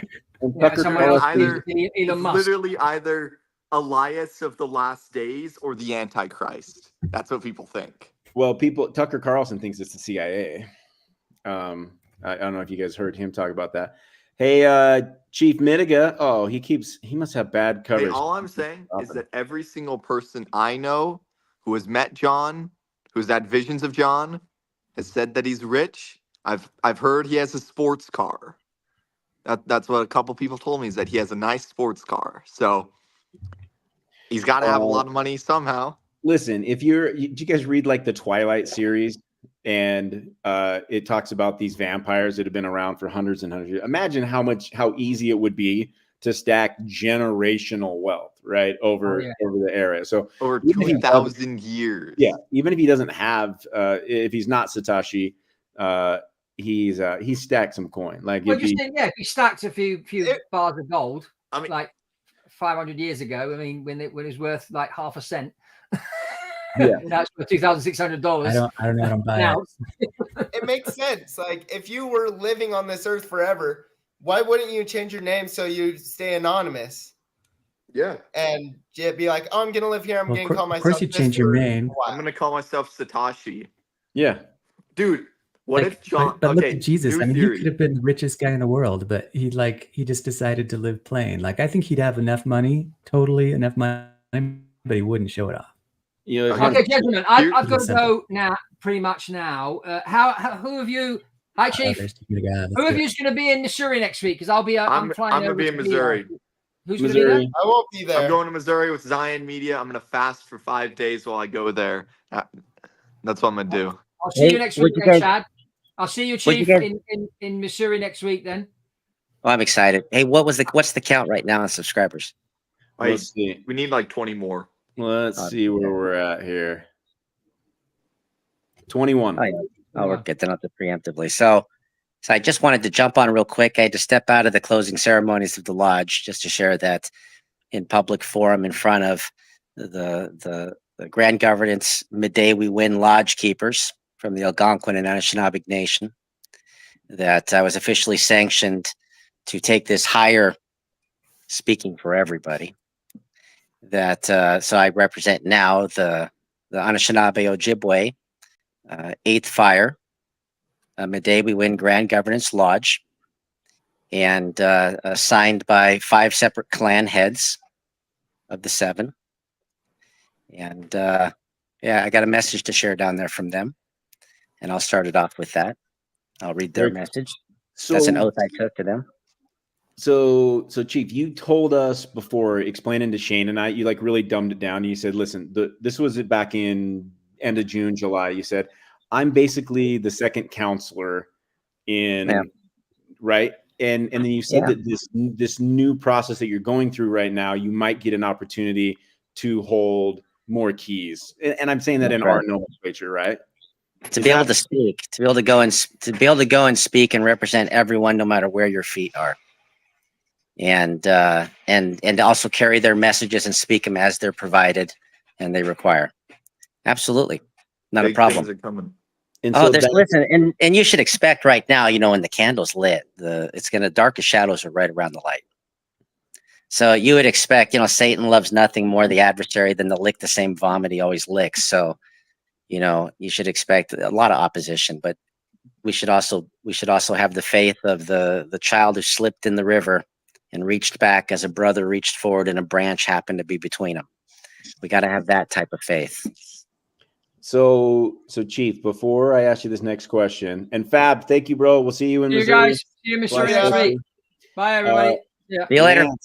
Lance, you can see this comment on here. We've had a lot of people thinking that L is Lance, and we now just had L jump on. L, your voice isn't distorted, but I want you to distort it a little bit. And the count of 3, I want you and Lance to say a sentence. Ready? 1, 2, 3. Not the case. I am the original LB. Okay. Lance is on a little bit of a delay. Lance is the original L. L, just so you know, everybody knows that you're Kwaku, just so you know. Look, right there. There's another person. Everybody knows Kwaku. Maybe. Can I share one thing before I go? Maybe. Yeah, absolutely. And I got a question for you before. You want me to ask a question so first? I'll say this. Let's just put all the creation stories to the side. We know there was a man and a woman. We know that they had children. We have family, mother, father. the original foundation of government upon this earth, and anybody in opposition to that foundation is in opposition to God, period. Secondly, they built a lodge, a longhouse, a teaching location that they taught their family. And what did they use to teach their? We stare at trees. They cut the trees down to build their lodge. And when they saw the rings, they saw the center. The story is not how tall it climbs, but what's occurring in its heart and working outwards. In each of those rings, they were teachings that they applied over time. The longhouse and the lodge and the authority from that is from that time. That's why we hold it sacred, and it's sacred to us. And that authority supersedes all things. And we remind those calling themselves Americans, which I'm pretty sure all of you do, that it was British citizens who came into our longhouse, the same authorized grand governance one I just got authorized from, after first meeting with the Haudenosaunee and stating, please don't go to war with us when we fight against our king. And what can we do to have a nation on your land and not have war with you? And we said you had to fall under the great law of peace, and you had to have a 3-branch government, and you had to live the ideals of the eagle, to have the conduct and character as if you're touching God himself. And so they departed and they did those things, and we followed through with our side of the agreement. And we are the parent and they are the child. We birthed them. And it's time for us to give them correction, because we are going to show a different example. Now, we know there are those that call themselves Latter-day Saints, regardless of what fraction you are in or what campfire you're sitting around, that you all share something equally, and that's the nobility of the tribal original people of North and Central and South America, that we were noble in righteousness, and we had periods of unrighteousness, just as your generations have had as well. And that you believe within your heart, based on a seed that was planted in your midst called the Book of Mormon, a testament of a portion of our peoples that dwelt in righteousness and unrighteousness, that we would be noble again in that way. And that you would bound upon yourself and consecrate your entire being, even your spirit and soul, to the building of the rebuilding of this noble people. So it's time for that to happen. And you happen to be the ones who are here when it is occurring. The question is, the measure of a champion, somebody who overcomes, is the ability to be aware, to stand ready when the moment of opportunity comes. So there's one campfire lit, and we're asking you to sit with us because we have some things to share. And these things we have not been able to share because the boot's been on the throat. It's no longer there. I can talk better than most, and you're going to hear something that's pretty fascinating. I love it. I love it. Thank you. The one thing I wanted to ask before you went is there's been a little bit of a thing that stirred up that we haven't made you aware of, but some of the Community of Christ members are hesitant to come to this event, even though we're reaching out and putting bygones beside us. And the reason why is they think that Zion Media and Chief Midiga are Heartlanders, and that we believe the Book of Mormon only took place in the Heartland. I wanted you to just dispel that really quick. So first, let me address them, as I am from the remnant found within the reflection of my grandfathers and grandmothers in the book you call the Book of Mormon. I also happen to come from the Smith family, which can be confirmed through the head of the Joseph Smith Foundation, which was set up with Russell M. Ballard and Gracia Jones, who lives in St. George, Utah. You can validate my credentials with her in that regard as well, knowing she's also Flathead Indian, and she'll have something to say about it as well. I am an Anishinaabe Ojibwe. I am from the house of Israel first. You came second, millennia later. I am telling you that North, Central, and South America is the story of our people. You view things east-west. We view things at angles. If you will pause and listen, ears are for listening. It took blessings in the temple for you to listen. And allow us to speak before you cast the judgment. You just might find the people you've been looking for. And we've been looking for you as well. So this is not about 1830 on. This is about the history of my people rising again. Now, because we know, and we discussed this today in the time periods from when the Creator walked with us and time hit 0, and our calendars matched yours because we knew he was here, that he is coming back. We're preparing for that, regardless if you are or are not with us. We're just notifying you of something that might give you the free will to willfully choose to participate, which is, it's all true.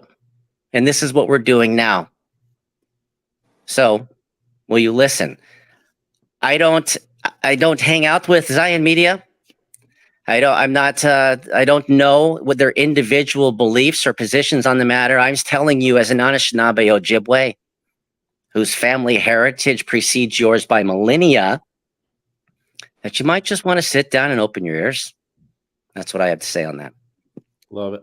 And after you drop, Lance, if you have a little more time, we're going to talk about this as well, because when Lance heard this, Lance says, have they not listened to Chief Mitika? Like, he's talking about this whole Continental Model. Yeah. And Lance has his whole entire... So let me news flash it quickly. After the Tower people arrived across the Atlantic, landing in what you call Quebec, around the Arctic, landing in a place you call Northwest Territories, and hitting off the coast of a place you call Chile. We've already all gathered and met. We even had the largest gathering in 500 years this last March down in Palenque in a Maya region. They know me well, outside of Mexico City, and they all came up, and we know our story. After the flood, these are the places, and then there was a massive war. Who do you think deforested the southwest of the United States? Those people and their wars they had. The Mulekites came through the St. Lawrence River and hit into the Ottawa River, and they're the ones that hit the Anishinaabe Ojibwe up north. The Lehites hit on the western side. This is way later, after the temple fell. The Lehites hit on the western side of the Yucatan. That's Mesoamerica. The Mulekites hit up in the Great Lakes. That's Heartland. The Muskogean then traveled. It's one family across the Yucatan. Can you hear me? Oh, yeah. Across the Yucatan and around the Gulf of Mexico and across the Mississippi into the southeast. And their empire stretched from the Ohio River south along the Mississippi, across Cuba and the islands to the Yucatan into Central America, take the United States and put it on a 45-degree angle. Two sides of one family split by water, and those in the islands, the ones who had caused the most havoc later on. And an alliance to those from the north, who had a consistent and active and recorded trading network with the nation of Israel at that time, as recorded even today. Lest you forget that when Chief Joseph surrendered to the officer of the Nez Perce Nimipu, where I grew up, he is Ojibwe. How far did our nation go? That he handed also a tablet that was from Sumeria, dated to 4000 BC. That was the sale for sheep. And it is now being held in West Point. There's a lot that we have to tell you in more detail than all the volume of what you have. It's requisite on you to listen. Yeah, It's a full Continental Model. There's something I'd like to add that might sort of help them perceive, because one thing I've noticed looking at the different models, a lot of people are drawn to like the big pyramids in Mesoamerica, and that's why they're really sold on that. But like Lance was saying earlier, those aren't the pyramids in Mesoamerica that are dated to the Book of Mormon times. There are, absolutely there are, in Mesoamerica, Lehite pyramids, and there are also ones in North America, and they're mostly in ruins by now because they are so old. Yeah, I can tell you something fascinating. If I was to come 500 years from now, maybe 1,000 to the United States or Canada, I'd find houses made of stone and houses made of wood, houses made of metal. And, you know, I guess I just might be idiotic enough to assume because they degenerated at different periods, they must be 3 different cultures built upon the top of each other. Why don't they just build the same everywhere they go with the same things? Get your Home Depot, set your Home Depot mind on the shelf. Take your Walmart heart and toss it out the back window. Okay? Everything was built the same. The pyramids were built with earth when there was no stone. They were built with stone when there was stone. They were built with wood when we had wood. People need the same thing you would do. So, yeah. Awesome. Awesome. Lance, pull up. Yeah, I'm pretty excited. Like I was going to say really quick, like I've never talked to Chief Mitiga. I'm excited to get to know him at some point, but it's pretty bewildering. Like when I heard him talk at that conference, and every single thing he said, like went along with things. Like I didn't get this from, like pretty much no one in the church believes what Chief Mitiga said, and yet this is exactly what came to me in dreams, right? Like every single, like even the global empire part, or the empire that stretched from Central America to North America, like all that stuff came to me in dreams. Like it goes along with every single thing he said. And not only that, even more important, what he was saying before about how it's like, who would have, if you would have gone to the Aztec Empire 50 years before the Spanish came and said, everything is about to change. Everything is about to change.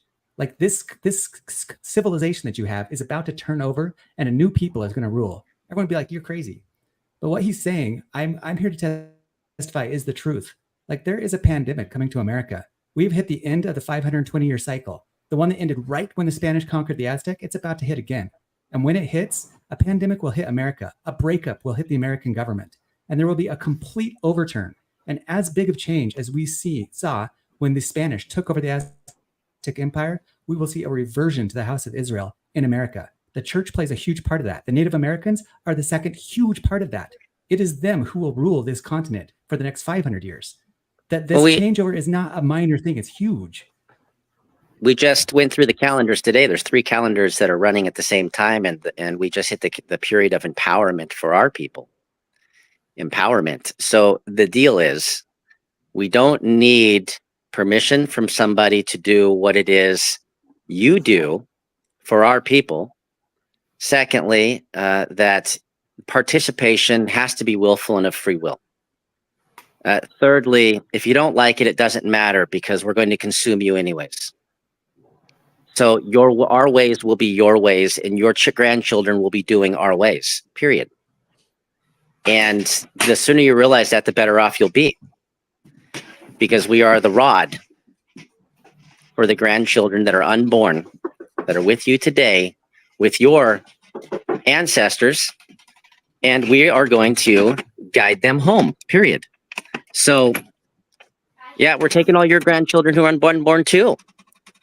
And they're going to have an earth with fresh water and fresh air and technology, but to use it to enhance and improve creation, not destroy it and degrade it. And we will provide sanctuary and refuge for animal life again, so that it can flourish and prosper. We'll provide life back to the tree so that it has the right to grow to its ripe old age before you use it. And there are things that we have to talk to you about, the Chajik and the Chibawaman, which you call the spirit, which is in degrees. And there's things that you have the ability to do with your heart. So we have a lot to share. I got to go back. Help me swallow this with a little less concern of being like, okay, does that mean I'm being assimilated? No, dude, I'd rather be assimilated. Like, we got a choice right now. We either go with the remnant of Jacob, or like we're with Babylon and the Mormon housewives. You know what I mean? Like, let's say there's two sides. I liked how you mentioned the Mother Earth and nature and all of that stuff, but you know, like swallowing up, and it's like it's your time now. Like, just do it. Let's say it this way. Let's put it in the level that we all are standing on right now. You have a celestial, it's an ideal. You have a terrestrial, it's what you were brought into. You have the celestial, we can do it a better way. And it's actually not a better way because it's lower than the terrestrial. And so why are they indigenous and you're not indigenous? Because they've been clinging to the roots of the terrestrial, as you've been trying, as the culture, the system of the celestial, which puts you in a box first with walls, trap you in systems, and then they took them down, and people do them with their heads now. They're trapped in it psychologically. Civilization and the way they use technology to destroy everything, even your family. Oh, they're at war with God. And so, you know, how much time do you have with your kids? Who's teaching your kids? These are things to reflect and consider on. That we are going to go back to the terrestrial way to live, the proper way to live in harmony with the creator, the creation, and enhancing the creation. And the celestial system is destroyed, it's imploding, it's going away, and it would just be safer for you to seek refuge in what God provided instead of what mankind has made. We see this lesson many, many times. Moses was called amidst, in Egypt that was the breadbasket of the Mediterranean in the known world. They had built a mountain, the greatest creation of humankind at that time, that reflected the sun as if it rested on the earth itself. And they were taken out into a desert of scorched earth and forced to survive daily by the blessing of the one creator, just as every plant and animal on this earth has to do daily to retrain them in Israel how to live within the terrestrial world. And they were taken to a charred mountain, had nothing to offer, because even the very worst of what you value that God has made is greater than anything that mankind will ever do. And at that point, he spoke and gave his teachings, just as he has done with other peoples around this world. And they have chosen to do their best to stay in that world, regardless of the exiles. And so when we say, because I just saw something pop up, consumed, we know, based upon our history, which you are reading and forgetting, Mormon is an Indian prophet. And Moroni was an Indian son. That the church of the firstborn from this land will be the ones that rise up and build that sacred house he will dwell within again upon our land.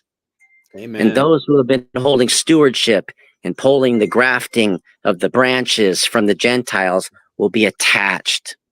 And it says and states, the Church of Jesus Christ of Latter-day Saints will be consumed within the remnants church of the firstborn. The way to originally live within this world, the terrestrial level, so that then we can receive the further light and instruction. The rings within the tree, the bigger rings of the tree of life, for that core to grow stronger, that what is needed in that time will come. And so we're trying to get there. And so we can say concerned with terms, and I find that everybody is concerned with terms except those who have terms used against them.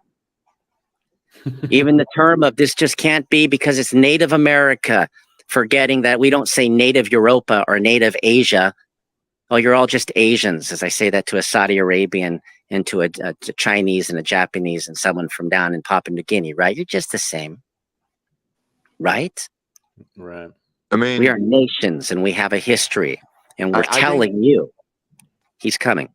I think anyone who's upset by this should go back, read 3 Nephi 16 and 21.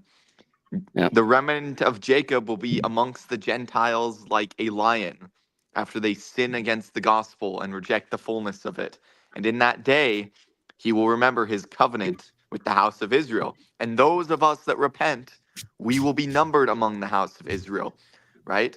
If you read the parable of the olive tree, there's that grafting in of the olive branches, of the wild branches, the Gentiles. And then the Lord of the vineyard, what does he have to do? He has to burn down some of those wild olive branches that have grown rotten. Where are those olive branches? Now let me state there's a couple authorities that I'm talking with, and people need to understand that too. I do have my Melchizedek priesthood through my family, and I received that from Temple President David Rex Clark from the San Diego Temple. He received his from Spencer W. Kimball, who received it from Hiram C. Kimball, who received it from Joseph Smith.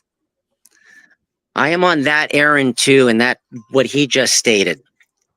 Secondly, Gijis, who walked with the power of the sun, that's the name we called him, that we have a responsibility to do what he has instructed us as well. And in that regard, we are walking with the authority to fulfill instructions given to us for the last days from that sacred Father, that one creator of all things seen and unseen, who is between and through all things as well. And so we are bridging two roads here, trying to be kind here and say, what you think has to happen, right? We have to do and make it happen. And when we are doing and making it happen, we don't need your permission for us to do and make what happen, which is our traditional right. Okay. Just like I don't have to go to you and ask for your government and your ancestors from Europe to give me a piece of paper to say that I'm from the family that I was birthed into. But yet that happens to tribal peoples across North and South America, North and United States and Canada, where their community doesn't even have a voice on the identity of their children, and yet people get concerned about terms like consumed. There will be one house when Jesus returns. One house. That's the first time I've heard you say that name. I hear the Peacemaker all the time, but you're saying Jesus, like with the... Jesus. We renamed the sun after him. Jesus. All light, all power. The most powerful thing we can experience after he left is the sun in the sky, and he's more than that because he made that and all the rest of them. Jesus. All I'm saying is at the meeting in Missouri, there's probably going to be like some angels, maybe some 3 Nephites in disguise there watching us. Like it's going to be a big thing. Things are happening. And if you read the Book of Mormon, it's not that the Lamanites gained permission from the Gentile church in order to prepare themselves for the second coming. It's no. The remnant of Jacob in the Americas, they rise up and they remember who they are, and the world finds out who they are too, and they do it all on their own. In fact, it says, yes. And because I got to go. Why people are caught up in Lamanite and Nephite and who's righteous and who's not, those are Lehites. Those are Lehites. Okay? They're Lehites. We know who we are, and the seed we carry was given to us by the Father himself. And we will do his errand to make sure that his only begotten Son stands where he is supposed to. Get the honor and respect he's supposed to have, even if we have to grab your ears and drag you along. Love it. Well, Chief, thanks for jumping on. We're excited to see you. Now, remember, everybody who's watching, Thursday night, there's a private event at Adam on Diamond, right across from Adam on Diamond at the Morel Ranch. We have 96 people that have registered for that, and there is 200 capacity. If you want to go to that, we're gonna have a potluck where everyone's gonna be bringing food. Those of you who are coming, we just want you to bring a dish. We'll have water. It's this beautiful, beautiful property. We're going to have a couple people speak. Chief Midiga is going to speak for a little bit, and then we're going to do open Q&A where we're just going to talk, and you can. There's going to be a lot of people there, and you can ask to your heart's content. We'll socialize afterwards, and then after when it ends at I think 9 o'clock, we're going to go outside, roast some marshmallows. And those of us who want to look for orbs and UFOs, it's going to be a beautiful little watch party. And then Saturday is the big event. Thank you, Chief. Saturday, nice to meet you. Is the big event. Coming on. And that starts at 5 o'clock. Doors open in Independence. The official meeting starts at 6 p.m. And we've got a host of speakers. 5 speakers are going to give 10, 12-minute talks. We've got some incredible music that's going to be done. The Cherokee Nation is bringing flutes and drums. We've got a performance from a professional LDS group that are out of Branson, which is they're going to be doing Let It Be. And then Chief Midiga is going to be speaking at, I believe, from 8 to 9. I may be a little bit off on that. And then there's going to be an hour of Q&A. So those of you who can't make it, this is going to be live streamed on Zion Media, okay? And you're going to be able to ask questions. We're going to have microphones for people in the audience. We're anticipating about 500 people for the event right now. We don't have more capacity than that. If you have not registered, get there and register. You can register very, very simply. I'm going to show you right now how you can do it. And as I'm pulling this up, what I want you guys to do is help us get to. Let me show this here. We're at 9982. This is a live ticker. We're an hour and 50 minutes into this, and we ain't stopping till we hit 10,000. We've invited a bunch of our favorite guests like Lance, Chief Midiga, LDC, Bingo, the Forward Nation guys. Fab jumped on. There's going to be some other people that joined. L is still on here. So help us get there. If you're in a house right now and you've got 1 or 2 people in the house that isn't subscribed to Zion Media, go tap them on the shoulder, have them open up their YouTube app, and get them to subscribe. So I want to show. So Trevor, I Yes, need to go please. here in a minute. We have 72 people in the chat. I'm wondering, would it be okay to show the Discord and get it up and running for everyone to join? I want to do that and then on. I want to do that on Sunday. We can do like a pre-launch here. Like Yeah. we will have a Discord. It's all set up, and there'll be some video to talk about it. Yeah, we're gonna on Sunday, Dog. We're gonna do an official meeting that's an update on the event, and that's when we're planning on doing it. But just so you know, Bingo has set up a Discord server for you nerds who want to communicate. And the cool thing about this Discord server, it's going to be a community, like think of it like a Facebook group or a WhatsApp group where you can go in and chat with all of us and find each other, right? It's kind of hard on the live stream to chat. You can't do hyperlinks. You may not want to share your personal information, your email, but on the Discord, you can see Dog on there. You can hit him up and do a private message and have take a parallel path conversation with him. And so it's going to be pretty cool. So here, I want to show you just real basically, get to Zion Media. Oh my heck, not subscribed. Yeah, buddy. This is my work account. Okay, so if you click on Zion Streaming, this is going to open up, get your tickets. Here's Kimura. And this is how you register. It's really, really basic. You go down here, click adult, add to cart, put your name, how many people are coming, phone number. That'll get you dialed in. If you want to donate, you can donate money right there as well. So super, super simple. I'm going to stop this. Okay, Lance, before you go, because I know you got to be dipping out here in a bit, and thanks for riding. There were some comments of people that I think are still on that said, I'm a visual person, and I think they haven't seen your Continental model. Could you pull up whether it's the interactive globe or some of your maps that show this, and let's hit it? Because I also want to use this for the Community of Christ members who love the Meso model, and they're just in, and I want them to see we love it too, right? But we believe it's a fuller, more encompassed model. Like Midigo was saying, instead of being a horizontal model, it's a vertical model. Yeah. Well, before you start, I got to get going. You guys have a good rest of your day. I'll be watching from my end. All right, bro. Thanks for joining. Welcome. All right. All right. Yeah, I'll chat about it really quick for a second. Okay. So these are all the ancient cultures of North America, basically from the late Bronze Age to the present, right? And so a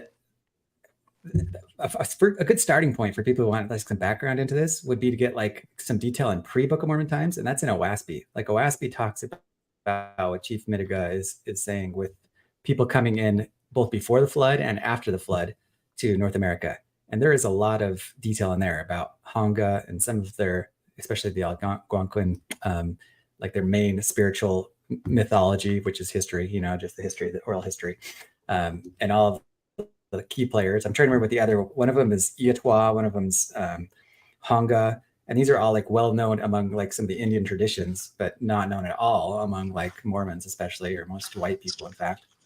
But it gives like a lot of really good detail. But then once you get into the Book of Mormon times with the Jaredites, right, he's talking about how we had, and I think, multiple groups coming in during Jaredite times. And so the Jaredites are, and this is one of the things I think some of the Community of Christ people might have had issues, because there's so much important stuff down in Mexico. If you are like just a Heartlander and you completely discount all of the Mesoamerica stuff, you're just as bad as a Mesoamerican person who discounts all of the Heartland stuff. Because it had to do with both, right? Because the Egyptians, all the way back to the time of Joseph, were communicating with the New World, right? They were probably more intricately connected during the time of the Jaredites than they were during the time of Nephites. Because as soon as the Egyptian empire collapsed, then the shipping channels started to collapse. And by the time that the Babylonian Empire came in and destroyed everything, the shipping channels completely collapsed. And there was very little contact, maybe a couple Romans and Greeks coming over, very little. But before that, there was a lot of trade. And so we had groups coming in from the west, coming all the way across island hopping. Right, so like my map that I've shown before. Oh, this is my favorite map. Coming across the islands. Everybody be patient because this map slows down because it's on a massive server. But this map of Lance is the coolest, nerdiest map I've ever seen in my entire life. Like, I bet you Lance has 3,000 hours or more into this map alone. Every single one of these pins, Lance personally put it in there, source scripture, and put reasons of why he thinks it's what. Yeah, as far as the New World stuff. But this is where the Bronze Age channels came across, which Easter Island and all those megaliths and all the early pyramids in Indonesia, those are totally related to the Egyptian Empire. So all the way back to the time of Joseph and even into Moses, you had Corral is a good site to look up that dates to the same date as the pyramids. Watson Break Mounds, once again, a huge site, dates to the same date as the pyramids. Yeah, go look. It won't even, it's hard to make it work when it's so late. But anyway, so they were coming in all the way back from Egyptian times, in Jaredite times, and settling in South America and making their way up the west coast and then settling in Mesoamerica. And then they were coming across the northern Atlantic too. Take me to Mesoamerica on your map, and let's show these Community of Christ people how much we believe in the Meso area. And in fact, take us to Monte Alban particularly. Yeah, the Meso stuff is so important because the early Jaredite groups, they settled right along this axis. And just like I talked about before, the reason why they settled right along this axis is because it's exactly 120 degrees from the Giza pyramids. So they set up 3 major settlement nodes around the globe. One of them right there in Australia and Indonesia, another one right here along this axis, because that is where the nodes for the eclipses, right? If you want to like set up an astronomical observatory, you need to pick 3 spots at 120 degree nodes so that you can catch all the eclipses and then figure out astronomy. And so the southern part of that was this axis right there, and we find all this Egyptian stuff. And so I know I've watched a bunch of their stuff, and they have so much great stuff, all the way from, you know, Chichen Itza, which is a late site, to the El Mirador Basin, which are all really early Egyptian age sites, down to the Zappa Stela, which is a very early site, to La Venta, which once again is like a late early site. That's like almost the time of Moses. And then they have their Hill Cumorah, which I have different ideas on, but I think is a very important spot, like right here. These sites right here, incredibly important. What is this one called? Coaxaclan Cave, incredibly old site, which they continue to keep on going down and exploring next to it because they've heard all this mythology. I'd love to talk to them sometime and try and convince them on what I think the significance of that area is. I don't think it's actually Cumorah. I think it's something actually more important. But then we've already talked about Monte Alban and how important that is. Yeah. I mean, there's super God, and they have lots of stuff where they show all the iconography of Teotihuacan. I'd love to talk to them about me my where model, how Teotihuacan is and especially on this Cholula. map. Yeah, show us where Teotihuacan is on this map and Monte Alban, and maybe drop one of your pins as you're doing it. I'll turn on the more detailed things, but this is Teotihuacan. And so you can just go here and you can click on any of the links and it'll automatically just open up, you know, the Wikipedia article so you can see it. In fact, it has a kind of inset right there and shows pictures of the site. And if you want to really kind of see the relative importance of sites, you can just go here and symbolize sites according to population. And then you'll see here that it's like, oh yeah, Teotihuacan, one of the biggest sites in all of Mesoamerican history. And Lance, Cholula as well. on your website, is your website, the gathered in .1, is this map accessible? Yeah, it's pretty easy to like. So I'll just walk you through it. If you go to my site, the first thing you want to click on is the archaeology tab right here. And once you go to the archaeology tab and go past the intro, you've got kind of like my main articles, and then right there, North American Archaeology Explorer. I've got kind of 2 of them. If you click on this first one, it opens that map. Okay. And there's actually kind of a way a secret way that you can open it, where you go. Wait, let me write it. I like secrets, bro. If you add,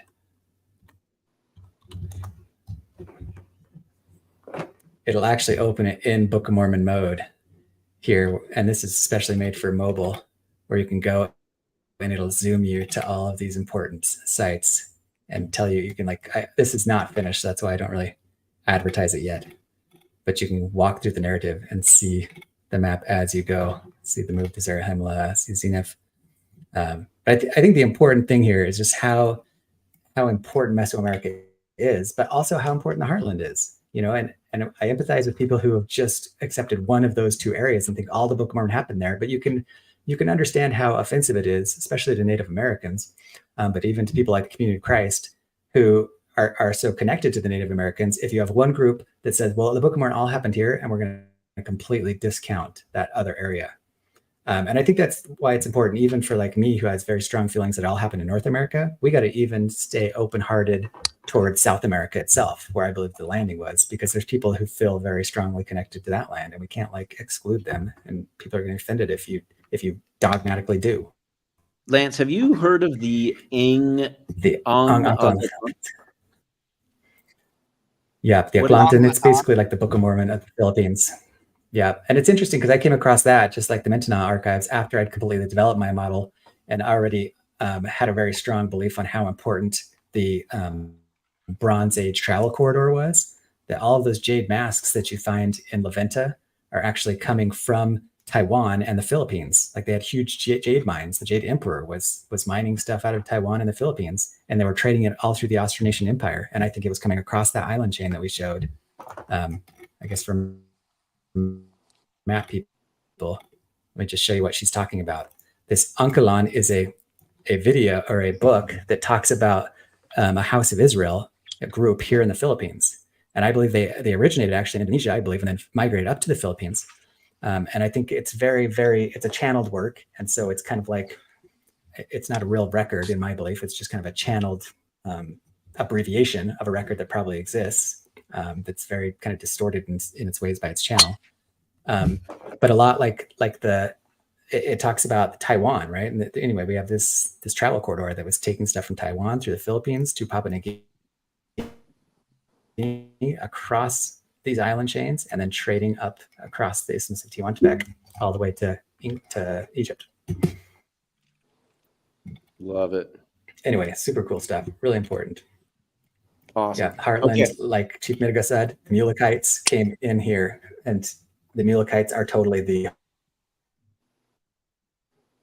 Hopewell. They came across from England through the St. Lawrence Seaway. They came also up the Mississippi, and that trade corridor I actually reopened. I think that there's a lot more that happened with the Vikings that we haven't quite captured yet.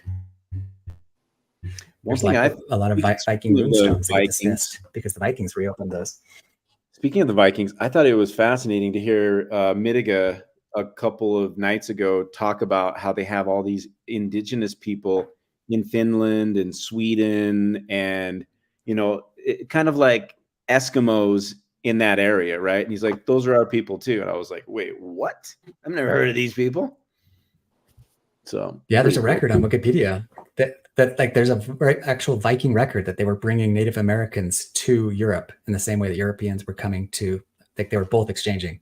And so those theories that some people have, the Hannah Stoddard gang, who think that there's actual Nephites in England, that could be totally legit, because I think they were going both ways. I think there were actually Native Americans going to England, which is another reason why we had England come and be the seed for the church, because we had a lot of Israelite blood, because those people in England actually came from Scandinavia, and those Scandinavians actually came from the Black Sea, right there in the Caucasus region where the northern tribes. So they actually are Ephraim. Like, there's a large proportion of true Israelite blood from the Northern Kingdom. And then there's also a little bit of Nephite blood in there too. Very cool. Yeah. Not to mention the white Nephites that are going to return after the Visions of Glory earthquake. Bro, I was just going to mention the white Nephites. And yeah, and LDC, bro. You should come to Mexico, dude. I can't get a passport in time. That's why. But I will go another time. All right. Because I want to go I don't get as much about the, the lost ruins and stuff. I think that stuff's cool, but there's other stuff that I have to do to prepare for what's going to happen. But when the time's right, I feel that I should go see the White Nephites and that they'll have something to teach me.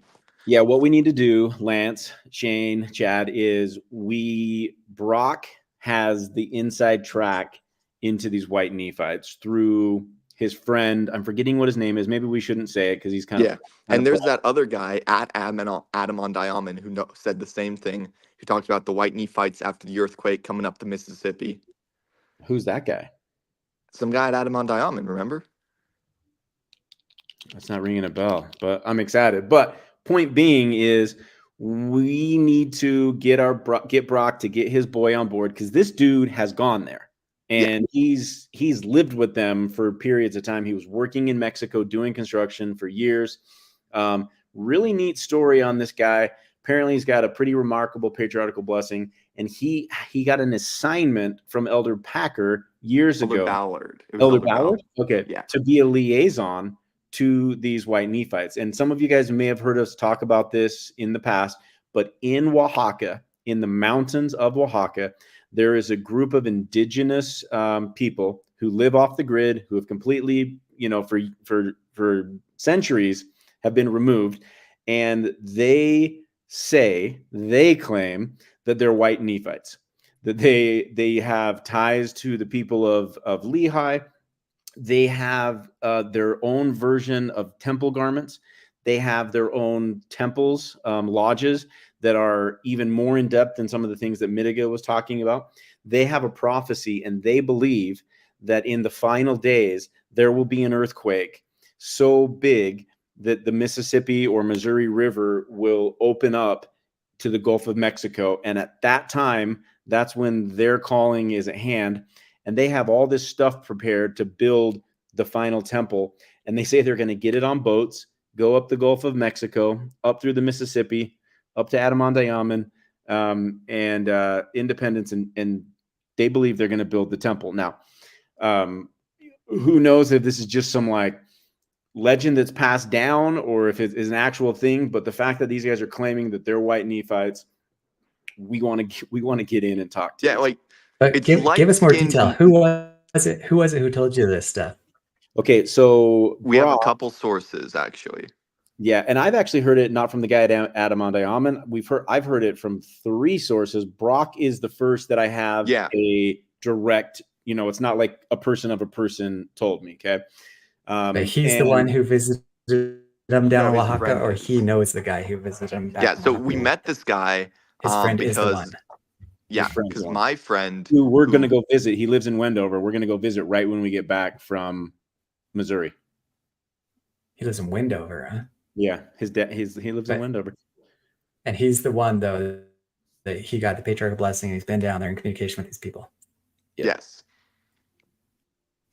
Yep. All right, we need that. We need that hookup. We need to find out where they are. Yeah. I wonder if there's more than one group, but I've kind of had very strong feelings about. Well, and Lance, the reason why we want to go right after Missouri is because we're hoping, and we don't know if it's possible, we're hoping we can say, hey, can you make an introduction to us? Probably most likely he's going to need to come with us. Hey, there's Hook. What's up, Hook? Hey, y'all. What's up, man? We're just talking about the White Nephites that are down in Oaxaca. And speaking of White Nephites, you're the whitest Indian I've ever seen, bro. I was just going to say something about that. So. Yeah, dude. You're going to be the whitest Indian. He is the White Nephites. No, my grandfather was my mom's mom. He was Irish. He was Irish as a one-night stand thing that happened with a little Indian girl on res. And that's how I come around. And my grandfather was quite fair, and he was part Irish, part Seneca, but he spoke the language fluent.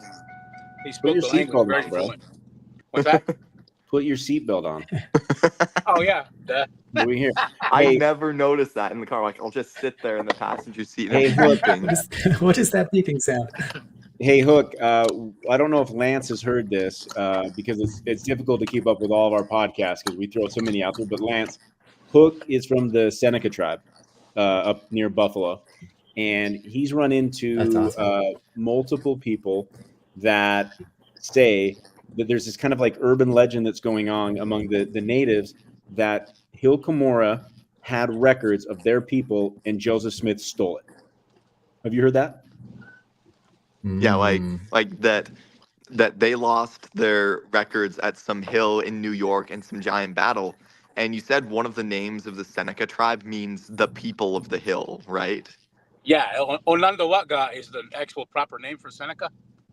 Seneca is an English rendering. So, but Onondaga is the name of the tribe.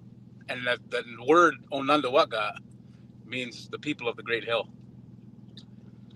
That And is so cool. and like I first heard about this, so it was like James E. Talmage or someone who visited them, and Right. they told about how they had lost their records in some great battle, and they were on metal plates, Right. and no one knows where they are. And then he showed a picture of Moroni burying the plates, and then they freaked out when they saw it. Like, yeah, that's them. That's the records, right? That's the And guys. and that's just like some sort of church urban legend. Awesome. So I asked Yeah. Hook about it at the convention. He's like, oh yeah, I've heard people talking about that, where it's like they Yeah. don't believe in the church or the Book of Mormon, but they believe that Joseph Smith had actual plates and that they stole them from us because they were And then they ours. stole them. Right. Yeah. That is It's believed that they were stolen. So, wild. but yeah, That's it's just like the guys that were looking for gold in the hill. Like the white dudes in the area, they were all looking for gold, but they wouldn't believe that Joseph was actually, translating a book of scripture. But they right. believed in that gold. You know what I mean? So Yeah, gold's easy to believe in. yeah, it's a lot easier to believe in, I guess. Yeah. So No doubt. That is awesome. Fab, you made it back. Yeah, and Sylvia will be with me again in a few Dude, minutes. we are at Oh, nice. If you got any questions, 999K. if you got any questions for Sylvia about the word of wisdom, she'll be with me in a few minutes. Oh, love it. That's great. And let me just show where we're sitting at. You guys can ease our pain, help this live stream man. end by getting us to 10,000. We're only 10 away. So if you're watching this, find someone in your house. I just found out that my work email wasn't subscribed to Zion Media, and I just subscribed. So that gave us an extra one. But we only got 10 to go. Yeah. And we're in the final stretch. If you're watching this, just send a link to the video to someone you know. Tell them to subscribe. Right? Just copy the video link and send it. I've posted it been on my actually story. sending out myself. I'm like, just subscribe, will you? Yeah, I posted on my story twice on Instagram. Yeah. I mean, just to let you know, I've had friends of mine reach out to me from all over the world that have seen me on Zion Media. I spoke to a friend yesterday that lives in Saudi Arabia, and he watched the interviews from Saudi Arabia. Another friend lives in Australia. Same thing happened. So, the word's getting out there. I love it. Well, okay, so you know how I mentioned that there was that girl that was there and she saw the demon that appeared too after I got the Melchizedek priesthood? Oh, Yeah, we're well, going back. she- We're going back to demons. All right. Well, listen, it's about what he just said. She was just on a cruise in the middle of that hurricane, and she told me, "Yeah, I was in a hot tub, and there are these Mormon guys there, and we were talking about the gold plates and stuff, and they asked me, do you know who Latter Day Chad is? Have you seen? I follow him on Instagram, and she's like, yeah, he's living in my apartment in Ohio right now." That is funny. Way funny. Okay, hey, so for participation, based off of what Fab just inspired me here, I would like you guys in the comment to tell us where you're watching from. And in fact, hey, Guys, look who's here. Oh, just say hi. I'm finishing work. You made it. Hi, everyone. If any of you if you got questions about the word of wisdom, Sylvia's here. She can answer. Okay, word of wisdom questions, drop them in the question. Here's what we're going to do, okay? For those of you who don't know, Shane and I made a decision when we started Zion Media that we're never going to take $1 from Zion Media. We're making money now because of YouTube, and so that's going to pay David. It's going to some of these incentives that we're doing, the $1,000 giveaway. But one thing that I'd like to do is, based on this, we're gonna Venmo you $25 for the person who's the furthest away. So Australia, New Zealand. I know it's really late there. I think it's like 4 a.m. in Australia and New Zealand. But the furthest away, $25. We're just gonna regurgitate that back to you guys. All right, we got some word of Jefferson wisdom. City, Missouri, I think has got a one so far. Jefferson City, Missouri. All right. My patriarchal blessing shares how Yeah. important the word of wisdom is in my life. For those of you guys who haven't heard it, we did a really cool episode on the word of wisdom. Did a deep dive into it, and investigated other things, healthy things. If you got any questions about that, please pop it in there. And we just got the winner. Mars. Mars is apparently someone's watching from Mars. Probably one of the Elon Musk expeditions. I didn't know they had Wi-Fi on Mars. Yeah, I didn't either. It must be Starlink, as far as we know. Yeah. Oh, look, we got our foreordination group in the house. What's up, guys? Hey, how's it going? Welcome. Hi guys, I just received your book yesterday and I started reading it. Absolutely fantastic. Oh, I'm so glad to hear that you like the book. Absolutely fantastic. Amazing. Good. Awesome. And where are you from? I'm in England. You're in England. Near the Preston wonderful. Temple. I'm near the Preston Temple, but I'll be in Missouri next week with everybody. Very cool. Very cool. Well, Robert and I are just driving. We're taking a road trip with some buddies up to a conference in Idaho here in the United States. We're going to be listening to some presenters talking about the divine feminine. So we're looking forward to that. Love it. Love it. Yeah, and for those of you guys who remember Laura Lee and Robert, we've already filmed one and released one episode. We filmed the second, but we're going to do an entire series on their book. This is meat, you guys. This isn't hamburger. This is the big tomahawk steak, okay? And we're having to slice it off bit by bit because there's so much in there, and it is so deep. And if you're not ready for that and you need milk, this ain't the podcast for you, right? But there's going to be an entire series where we have so much content. We could do probably 20 episodes with these guys, but we're going to go at least 5 or 6, see how it is. If we keep getting a good response, we'll keep bringing these guys back. It is just an incredible book, and there's so much depth to it. And I know that a lot of our listeners are big time into that stuff. Well, you got to remember, it's not our book. The book belongs to Heavenly Father. We just work here. Yeah. All right. Well, tell Heavenly Father hi for me. Hey, will do. Here we go. 9996. All right. So we are getting super close here. I'm gonna read through our comments and see if we got any. Where are people calling in from? Bend, Oregon, Linden, Utah. We got a great comment. Trevor, when are you publishing your pamphlet Loophole to Hell? Yeah, that's for those of you who watched our late night podcast. I've got a document that I'm gonna publish, and it's called The Loophole to Hell, and it's essentially 32 loopholes. For example, let's say that you know that you shouldn't gamble, but you have a buddy and you say, hey, give me $200 cash and I'm going to go and gamble your money for you, and then you're totally off the hook. The other one is you want to drink coffee. It's against the word of wisdom. Well, it says hot beverages, and so cold brew has never been heated. So that's just 2 of them, and there's 32 loopholes to hell, and it's meant to be a joke, but just answering the comment. David, you decided to grace us with your presence. Hello, everybody. I'm just Dave, excited. Yeah. Oh my goodness. Look at that. Yeah. Will you text Shane and tell him it's happening soon, and he wanted to be on when we flip to 10K. Yes, sir. Okay, here we go.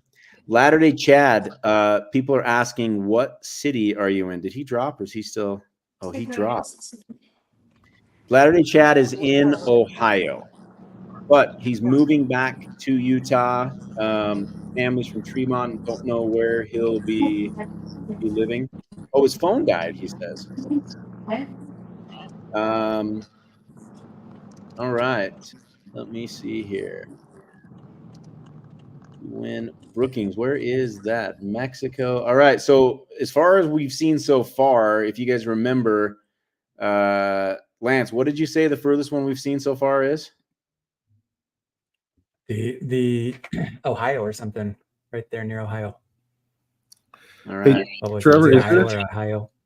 Is there a way that we can keep the counter up? Because sometimes that could go up like 3 people at the same time, and we might. That's a good point. That is a good point. All right. So Laura Lee and Robert, tell us about this Divine Feminine convention that you're going to. Who's putting it on? Well, Robert, you're gonna have to help me remember all the speakers. We've got Rachel Brown and Mandy Green and help me out here. I can't remember. Marianne Paventi. Okay, Marianne Paventi. Is Margaret Barker going to speak? Margaret Barker's not there. I'm sorry, but Megan Farner will be there from the Latter Day Disciples podcast. Hey, Laura Lee, put in a good word with us with Megan Farner. She originally accepted to come on our show, and then she got cold feet. I don't know why. We'll do. I'll put in a good word for you. She's just an amazing lady.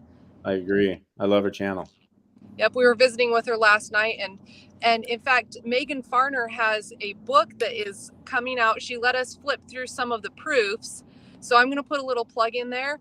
This book was, I don't know. She said she sat down and wrote it in like 2 months. There is no way that a human being could do that. This has to have been divinely inspired. The title of her book that she has coming out is called "Consider Yourself as Eve," and I can't remember the whole subtitle on it, but it goes through and it talks about the divine feminine and temple covenants, and it blew me away. So that's coming out, I think, within the next month or two here, and I'm going to be one of the first to buy a copy. Dude, do you know what you guys should do? You should have some sort of like incentive reward to whoever the 10,000th subscriber is. We don't know how to track that. I was going to do that, Chad, but we don't know how to track that. Crap, because I had a YouTube account open that's not subscribed that I was going to wait until it got to 999. You wanted the thing. I wanted the Tesla. Dave, maybe you can figure out. As far as I know, I can't see chronologically who the subscriber is, but for everyone who is still watching, I want to let you guys know that we have part 2 coming up tonight. It's a Saturday, and we're tending to move our in the winter. We're moving our shows more and more towards 8 p.m. Traditionally, they've been 6 p.m. in the summer. We found that was a little bit better, but we're probably going to be moving more and more to 8 p.m. So tonight at 8 p.m. is going to be part 2 of Unsealed. And for those of you who haven't watched part 1 of Unsealed that we released yesterday, it might be one of my favorite episodes that we've ever done at Zion Media. It was so incredible. It jumps into the 3 Nephites, their origin. It jumps into the Book of Mormon. The whole entire thing is on the Nemenha record. Oh, we just lost a subscriber real time. That's the saddest thing I've ever seen. But yeah, it's incredible. So highly encourage you guys to get in on that. Oh, there he is. There's Mr. Shane. What's up, boss? You're on mute. You want to know? Last hole, my son and I out winning? Here. He's going to win $250 off me right now. He's going to be, and we're tied on the last hole, and I hit a horrible shot. But you know what? We're about to hit 10,000, aren't we? Yeah. 9,998. That's right. Okay. So, Shane, is it true that this is the 3rd time you've lost to him in a row? It's the 3rd time I've lost to my son in a row. Yes. The third time. And I'm conceding the match right now because I don't know where my ball is. He wins. He wins. Dad loses. Happy to pay the kid $250. Listen, you 10,000. 10,000. buddy. Let's go. Let's go. 10,000. I was the 10,000th one.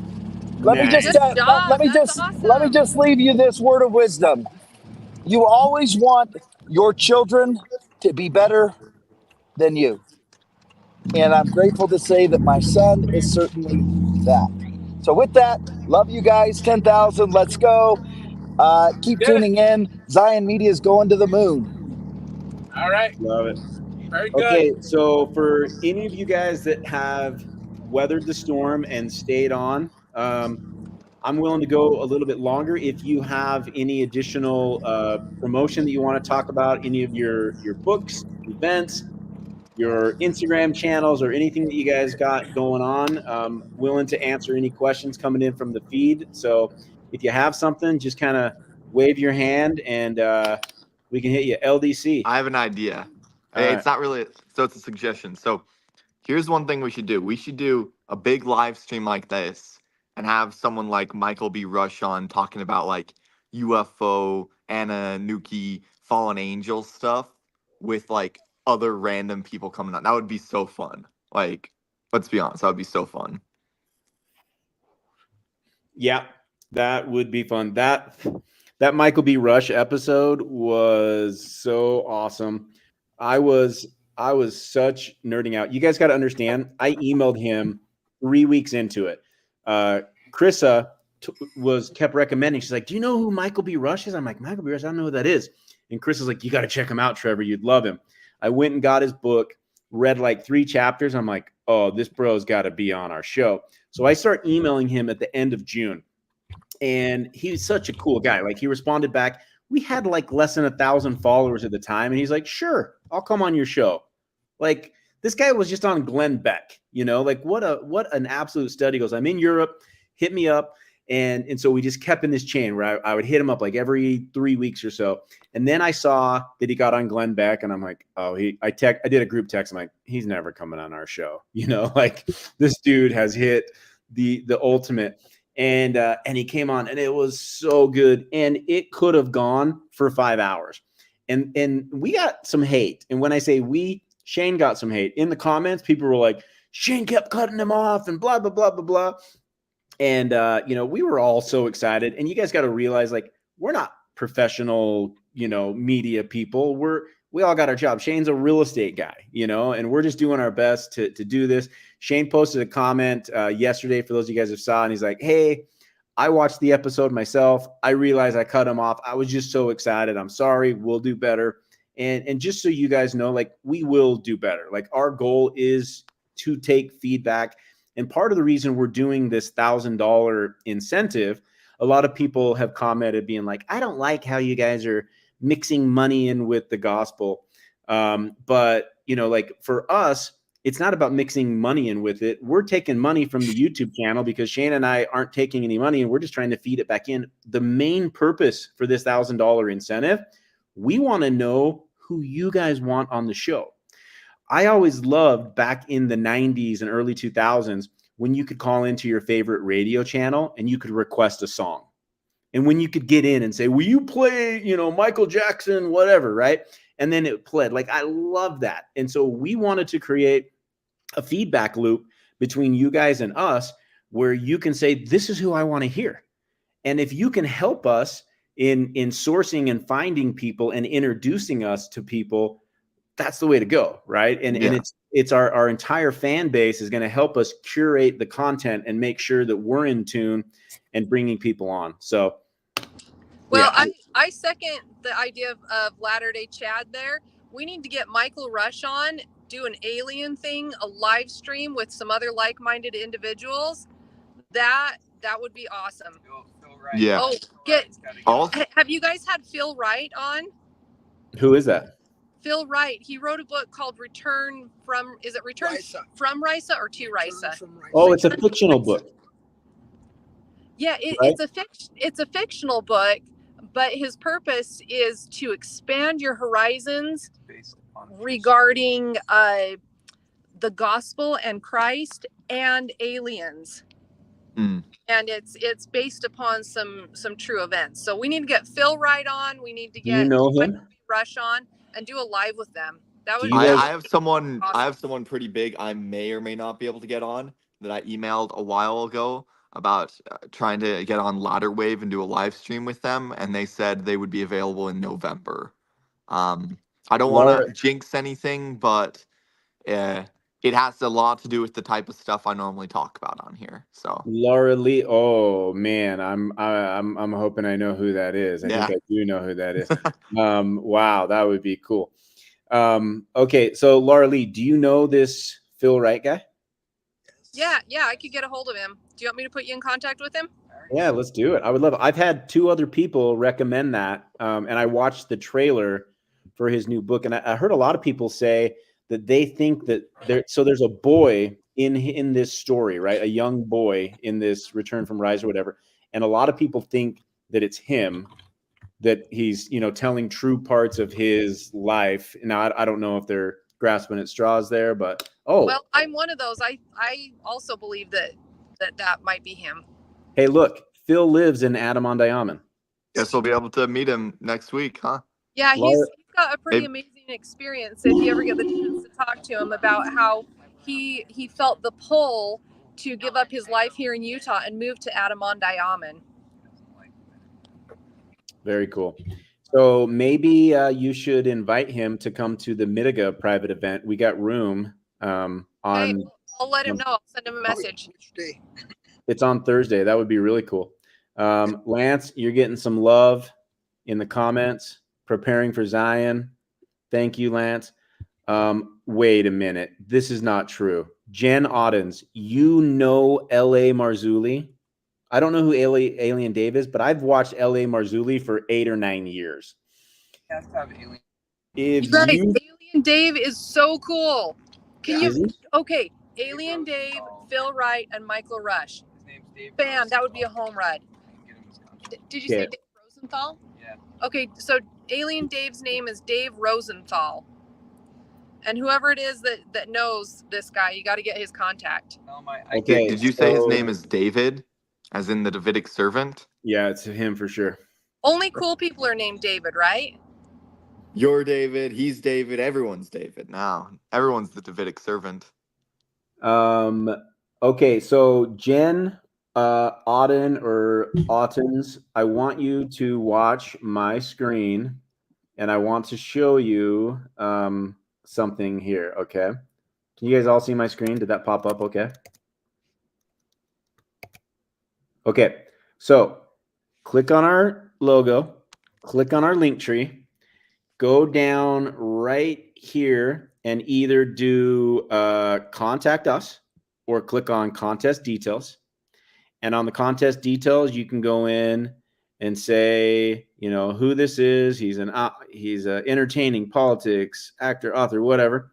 Your name, your number, and then you link us to them. Or you can simply, I noticed that it didn't open the window. You can go on the contact us and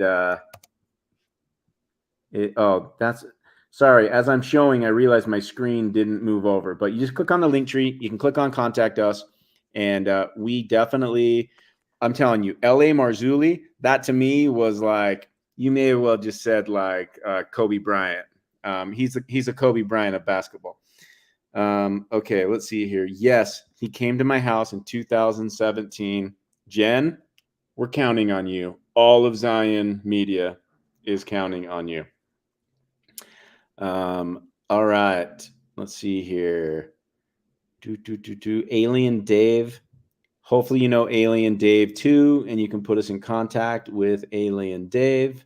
All right, so before we wrap up, I'm going to open up for any other questions you guys have.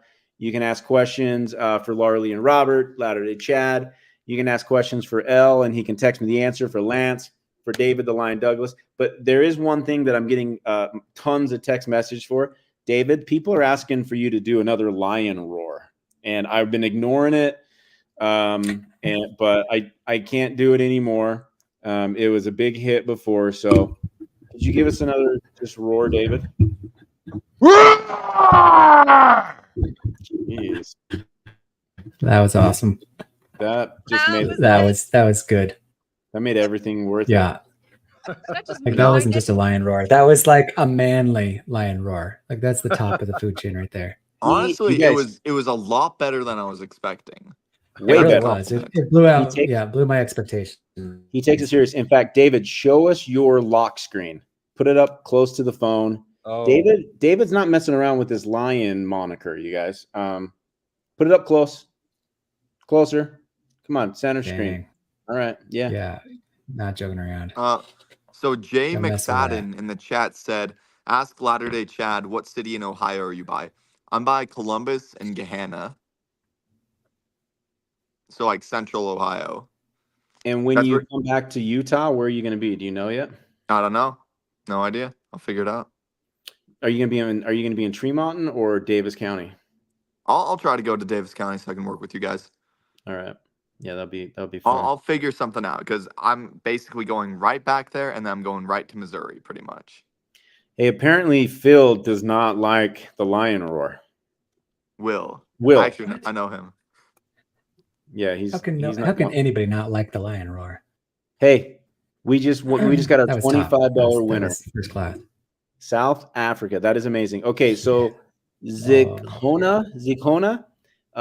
What we want you to do is we have the ability to do Cash App, Apple Pay, Venmo, or Zelle.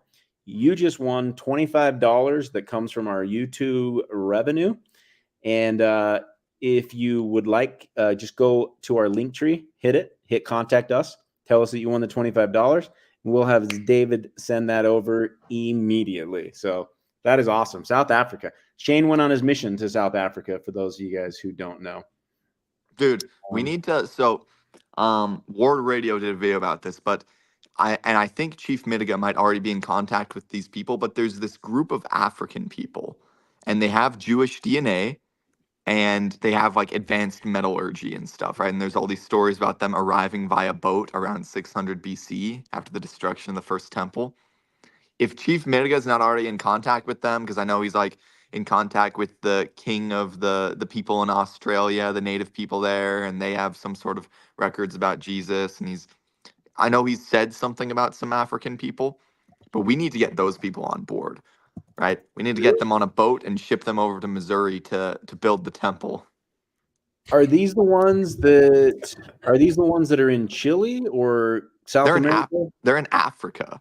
And they have Jewish DNA. They're black people in Africa, but they have like Jewish DNA mixed in with them. And they have this story about how this group of people came there around 600 BC on a boat. And that's where they came from. Hey, why would they need a boat? We just arrived at our destination, so we're gonna boot off.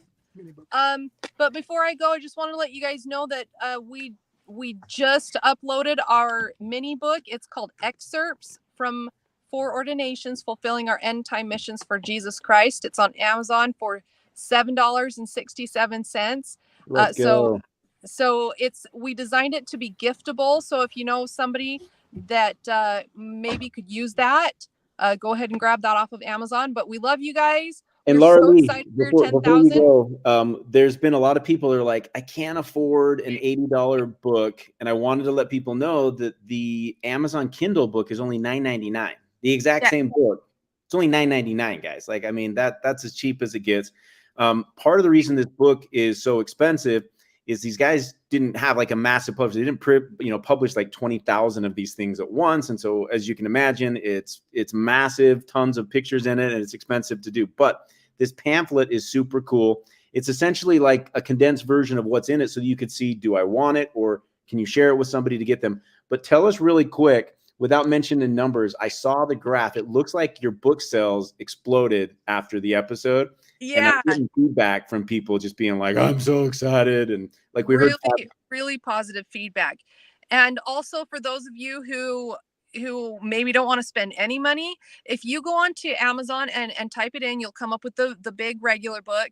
You should have the mini book that shows up. And if you scroll down a little bit, it should show up. There's a podcast. It's available for free. You can listen to it. We're just, me and my friend, we're recording it and uploading it. It's not professional, but we're just trying to get the message out there as affordably as possible. So you can listen to it. I think we have up through chapter 8 uploaded. Oh, that's cool. You can I'm a listen big to it for audio free. guy.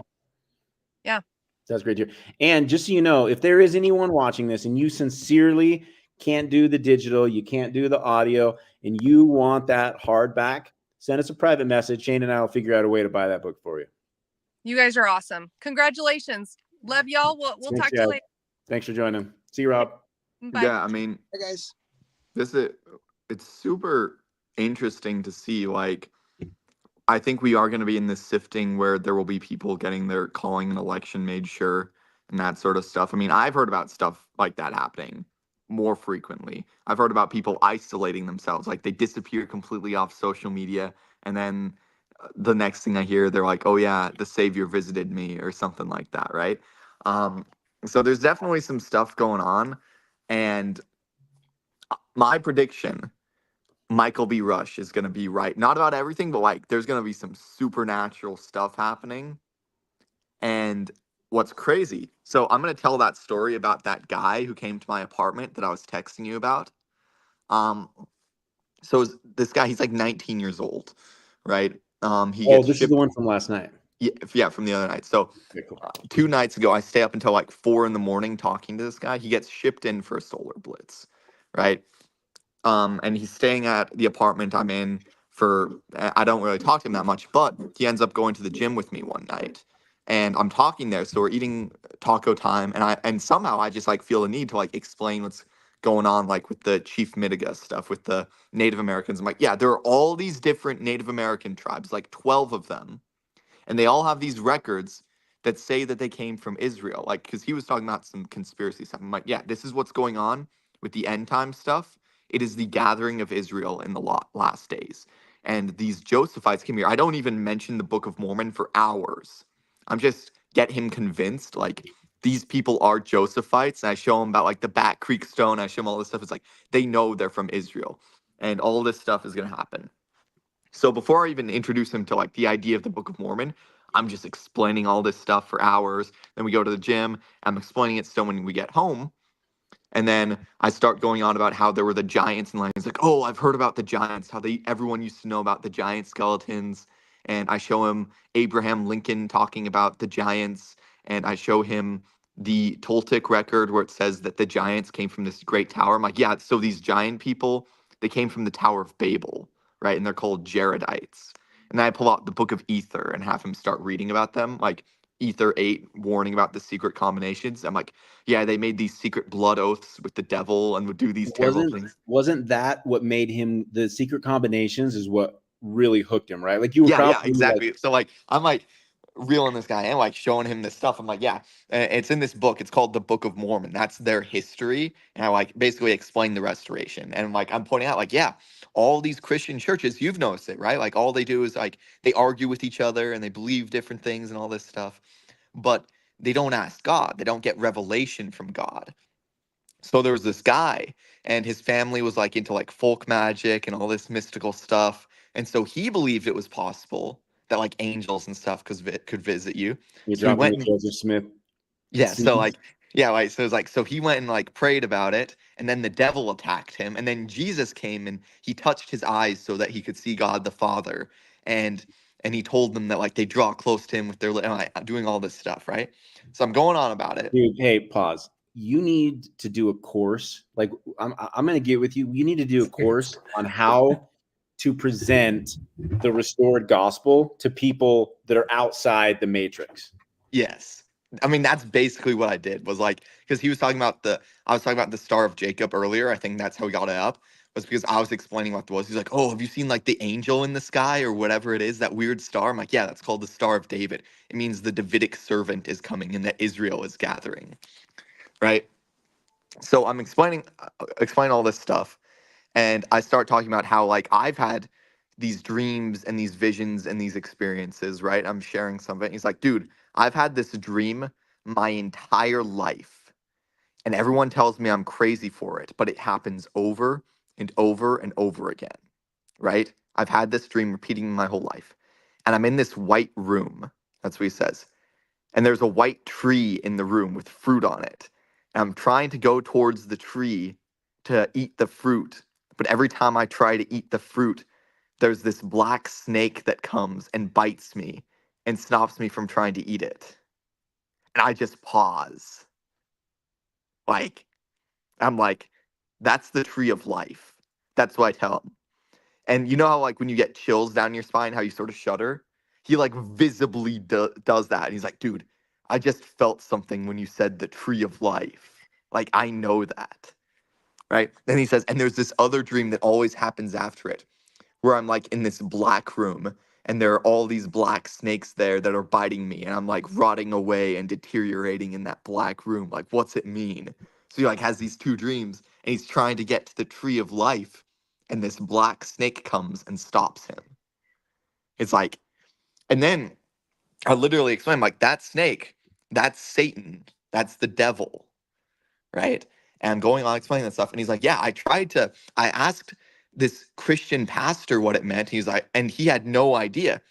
And this discussion is happening while I'm also going over the restoration. I'm going over the prophecies in Isaiah about the learned man and the unlearned man. I'm like, see, that pastor, he doesn't understand your dream. He is the learned man who was given that book, and he says, I cannot read it. Meanwhile, and I'm like, dude, literally the first story in the Bible was about a tree and a snake. And this Christian pastor didn't even recognize that symbolism because he's all puffed up in his pride, thinking that he is learned, but denying the power of God. He's like, you're right. They don't acknowledge this divine stuff. And like, it was super crazy. And then like I go in reading through it and I pull out the Book of Mormon. Now, for about a year, I've had this Book of Mormon that it's the first Book of Mormon I've really read fully, right? Where I skimmed it and read most of it through, and then I started reading cover to cover because it can kind of be hard to just read cover to cover the Book of Mormon, right? But as I went through, I highlighted a lot of important stuff about secret combinations, and I felt one day I'm going to give this to someone, and that's why I'm highlighting this stuff. And then I gave him that, and I had him read the story of the Tree of Life, and he just freaked out at it, like in First Nephi 8. So yeah, so that Dude, that's happened. I awesome. was freaking out. Oh, Trevor I'm muted. literally sitting there like, dude, I'm sure you're freaking out, but this stuff happens to me all the time. Like I told about that thing that happened at the Native American convention where I had the dream that told me to go there, and then the thing happened, and yeah. You're muted, That's by the pretty way. awesome. I think Trevor knows Oh, he's so muted. thanks, guys. The thing that I learned from that, and I'm learning along the way, is the way that we present the gospel, the way that we share the gospel needs to be catered to the people that we're talking to, right? So, you know, you honed in on this Gadiaton thing, and for people that are wide awake and they see what's happening with secret combinations inside the U.S., right, inside the world. You know, COVID was a wake up. It was the biggest wake up call that I think we've ever seen. I think it's a huge blessing, and I think it's an opportunity for us to be able to preach the gospel, right? People were wide awake that there is a dark conspiracy going on. They don't know what Gadiantons are. They definitely know what the deep state is, right? They can see what's happening with the WEF and, you know, all of these worldwide organizations. And what a great, as you were sharing that with me, Chad, I'm like, oh, I know a few of my friends that I've never been able to say, hey, you want to read the Book of Mormon? That I could just have a deep state Gadiaton conversation on and pull out a few things and being like, bro, this is why I like the Book of Mormon. You know, they know I'm Mormon. They know about the Book of Mormon, right? But there's no common ground to be able to weave into that. And then obviously you personalize that because this dude had a vision and you could go for the tree of life. But there's so many different ways that we can go in and present this. I love that. I totally learned from that. I'm like, oh yeah. One thing, like, because both of those things, both the strategies I used were what convinced me to read the Book of Mormon. I was convinced that a lost tribe of Israel or something came to America before I was convinced of the Book of Mormon. And now with the Chief Mitiga stuff, it's like, no, dude, lots of Native American tribes, all these like 12 Native American tribes are all meeting together in Mexico this winter, and they're bringing forward records and plates and tablets and scrolls, and some of them have Hebrew writing and the books of Moses on it. Bro, Right? The original books of Moses. You guys, when we went to Wisconsin, LDC came with us. It was me and Shane and David and LDC, and we were going through the airport. And, you know, when people would ask us like what we're doing, you know, my knee-jerk reaction was, oh, we're here for a Book of Mormon conference in Wisconsin. I started hearing how Chad was talking about it, and I'm like, oh, I'm doing this wrong. He doesn't even bring it. He's like, oh, we're here for a Native American. Tell him what you would say. Dude, I'm just like, dude, I'm here for these Native Americans. They're coming out with all these different tribes are coming together, and they have these records that they've kept hidden because they were silenced by the government, because the Catholics came and were burning their records, and they're bringing out these records that talks about all the migrations that came here. And some of them, they came from Asia, some of them came from the lost tribes of Israel, and they have records in these different languages that they kept hidden. And this lady, Wendy Phillips, she's a big name with the Ojibwe. She literally just met with Pope Francis and got some of these scrolls back. And this is all true. I did the same thing with my Uber driver the other day. This African immigrant guy who drove me home, and he was listening to conspiracy stuff on the radio. And I start going on like, hey, have you heard about these mounds here in Ohio? Dude, that stuff is crazy. Like, there's all these Native Americans that are coming forward now and talking about their history. And I talked about it for like 5 or 10 minutes. I'm like, here, I'm going to go get you a book, because I have like 10 books of Mormon in here. So I go inside, I'm like, dude, this is the history of these people. You need to pay attention to what's going on, because they're bringing forward these records and revealing their history. Yeah, you're 23 years old, right?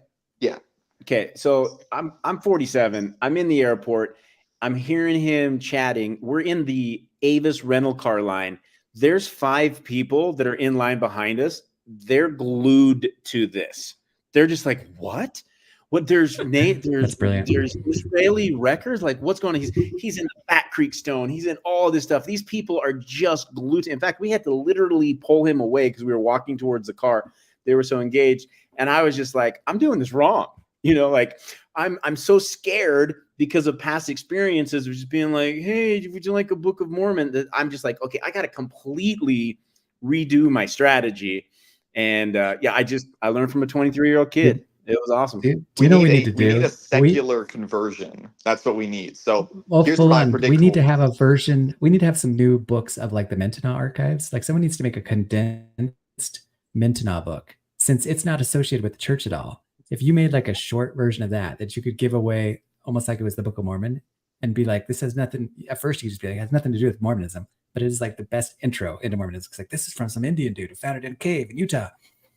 Yeah. I do like that. Like, in fact, my favorite part of the Mentana archives is how it just, I mean, if we're looking, everybody's looking for these anachronisms, right? That's like, is it true, right? Is the Book of Mormon true? We just had an independent record come out, right? An independent record that ties into this book genealogically. And at the same time, we have Mitiga coming out who's read this thing and been like, yeah, those are our people, right? And so why do I love, people ask, why do you guys like Mitiga so much? Show me another Native American that's telling me that my Book of Mormon, the book that I love the most, is true, right? Just show me another person that is doing that, and I'm going to platform him, and he's going to be on our podcast all the time. Why do you guys like the Mentana record so much? Show me another book that is building up the Book of Mormon, right? And we understand what the ramification of that is long term. Like, if those things are true, the Book of Mormon is true, and it's just it's amazing. We got somebody who popped on named Mike, and Mike, this might be we'll see who this is. This might be PK, but it says Mike. We're gonna find out who this is. It's gonna be John the Beloved. He's gonna pop up and like give us the sealed portion. What if he gives us? Listen, I just want 10,000 Bitcoin. Right? If you Dude, gave John him the Beloved returning with all his Bitcoin because he created it with yeah, the lost tribes from the north. for real, dude. I'm Hey, I'm sold on that theory, by the way. Like 100%. I think the dude who made Bitcoin was John the Beloved. Like it makes so LD, much sense. hey, before we continue, L just texted me, said he's got to go. Tonight, 8 p.m., part 2, deep dive into the Namanaha records. If you haven't watched part 1, I finished it today before this podcast. It's freaking money. It's so good. And L, my only request to you is let's not do these 7 a.m. recordings so that I can join. Like, obviously I can join at 7 a.m., but that's like, it's my last hour of sleep. I'm usually waking up about 8 o'clock. Sometimes it's before then, but bro, let's just do it a little bit later. So thanks for joining, L. We got Mike over here, who I think is PK, who is dying on the vine. That is Well, not. here's something I'd like to say about the secular conversion. Yeah, talk to me. Read the intro to the Book of Mormon. Who's it written to? First to the remnants of the house of Israel. It's first to the Lamanites, to the Jews, and then to the Gentiles last. And we've put the Gentiles first. For a long time, we've put the Gentiles first. We've been focusing on grafting in the Gentiles. I really don't like it when people call the missionary work the gathering of Israel, because it's not the same thing. There's a literal gathering of Israel. I right? also don't like it. This might be a little controversial. I don't like it when we talk about temple work as the gathering of Israel, because No, it's these are all important things, but they are different things. There's in the 13 articles of faith, we believe in a literal gathering of Israel. And the Book of Mormon and the Doctrine and Covenants prophesy a literal gathering of Israel. And so many times people try to say, oh, that event already happened. Oh, Joseph Smith was the Davidic servant, right? And I feel like it's leaning towards atheism more, where they don't think this fantastical gathering will actually happen. And they're scared it won't. They're scared of being wrong. So they try to fit past events into these future prophecies. But no, there is a literal gathering of Israel that will occur, that is beginning to occur. And that gathering begins with the Lamanites awakening to who they are. Like Chief Midas says, reminding the Lamanites that they are Lehites. And if they're Lehites, then they are Josephites. They're Ephraim and Manasseh both, the double portion of Joseph. Chad, talk about how Bednar's talk and warning ties into the third Nephi. Is it 15, 16? It's 16 to 21 mostly. Expand on that.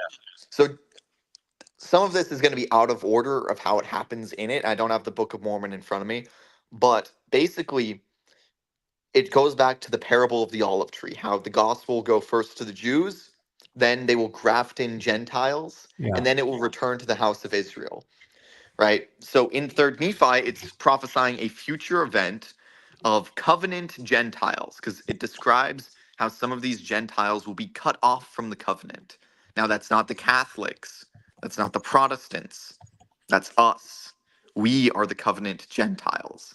And it talks about how these Gentiles will receive the fullness of the gospel. Now, you have to ask, what's the fullness of the gospel?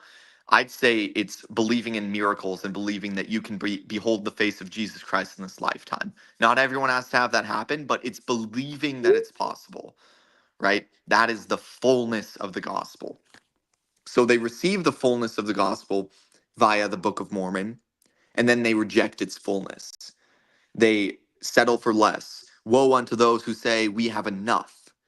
To those that seek more and hearken unto wisdom, they will receive a greater portion. But to those who say we have enough, they will receive less. Right? So we see sort of that Protestant Mormon culture where they just want to be accepted as everyone else by, oh, we're Christians, just like I do not even think about other Christian denominations at all. They don't cross my mind. I think that I kind of roll my eyes a little bit when they're screaming in my comment section, but I don't think about it because I have a strong enough witness of spiritual and physical evidence. It's like, no, this is really happening.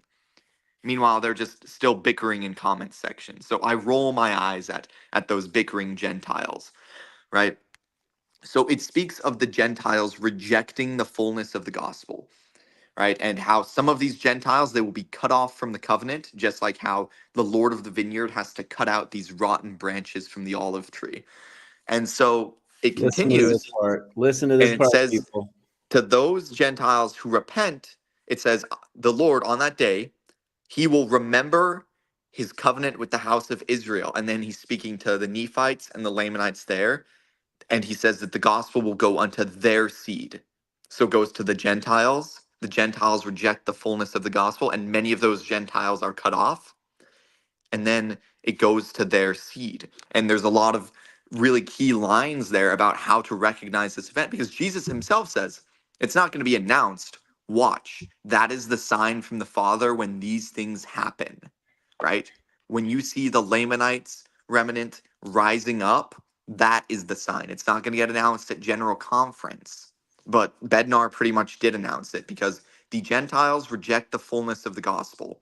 But those Gentiles who repent, they will be numbered alongside the house of Israel.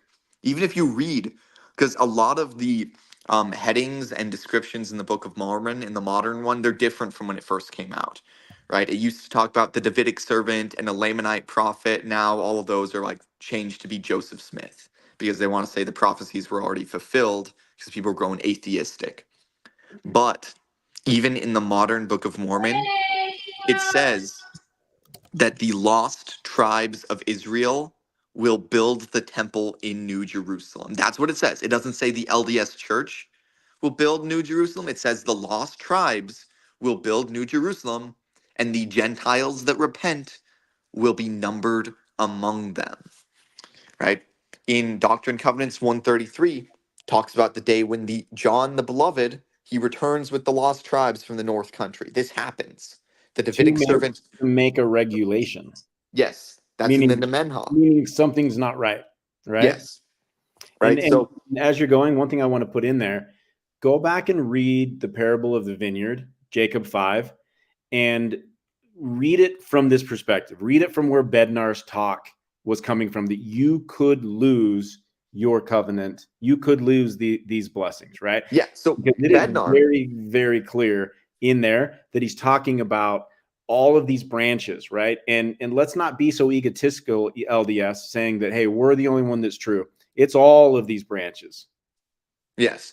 So one thing is in Bednar's talk, and I've certainly, I don't speak for Elder Bednar, but I've definitely heard rumors that among the apostles, he is someone who is invested in these prophecies. I've heard those rumors from multiple people now. I can't confirm it. Those are just rumors. But I heard those before conference. And he's literally talking about how the majority of the church, I would say, is in a pride cycle, right? That we think all is well in Zion, when all is not well in Zion. You cannot read those prophecies of Second Nephi, where it says, because of the people's wickedness, the mouths of the prophets are shut, and not see it as us, because the Catholic Church, they don't have prophets. The Protestants, they don't have prophets. It's about our wickedness. And Elder Holland definitely said something about this on his Instagram, where he basically said that there are many things the church wishes to share, but they cannot because we can't accept them. Chad, mention how I told you, I said, I really liked, you were on some podcast and somebody was saying something like, the church is under condemnation, and you flipped it. I loved how you flipped it. Oh, yeah. Like, here's the thing. Members. It's not the prophet. Yeah, I'd say it's mostly the members. I don't claim to think that the prophets are perfect at all. And I think that both for amongst leadership and members, it might get worse, because Isaiah describes a divide in the leadership, where there are the prophets in Isaiah who see eye to eye and they are aware of the things going on. And then there are the prophets in Isaiah who are drunk and they are like lame dogs that lay down and they don't bark at the danger. And if you're really breaking down what Isaiah is talking about with their time versus our time, it describes how some of the leaders of Ephraim, they think that by playing nice with Babylon and Assyria, everything will be well and they won't be hurt. Meanwhile, a mighty and strong one is prepared to crash into them, right? That's what happens in Isaiah. Meanwhile, there are these other prophets in Ephraim who are aware of what's going on, which is why there is a remnant of Ephraim who survives. a lot of break-off sects have said, oh, we're the remnant, that's not the remnant. The remnant is the righteous individuals who survive after this cataclysmic event. That is the remnant of Ephraim, Amen. right? Right? So people have really taken that to make their own churches. No, the remnant comes from within the LDS church. And I've had friends who have told me, like a new convert friend, I saw in a dream the word remnant. What does it mean?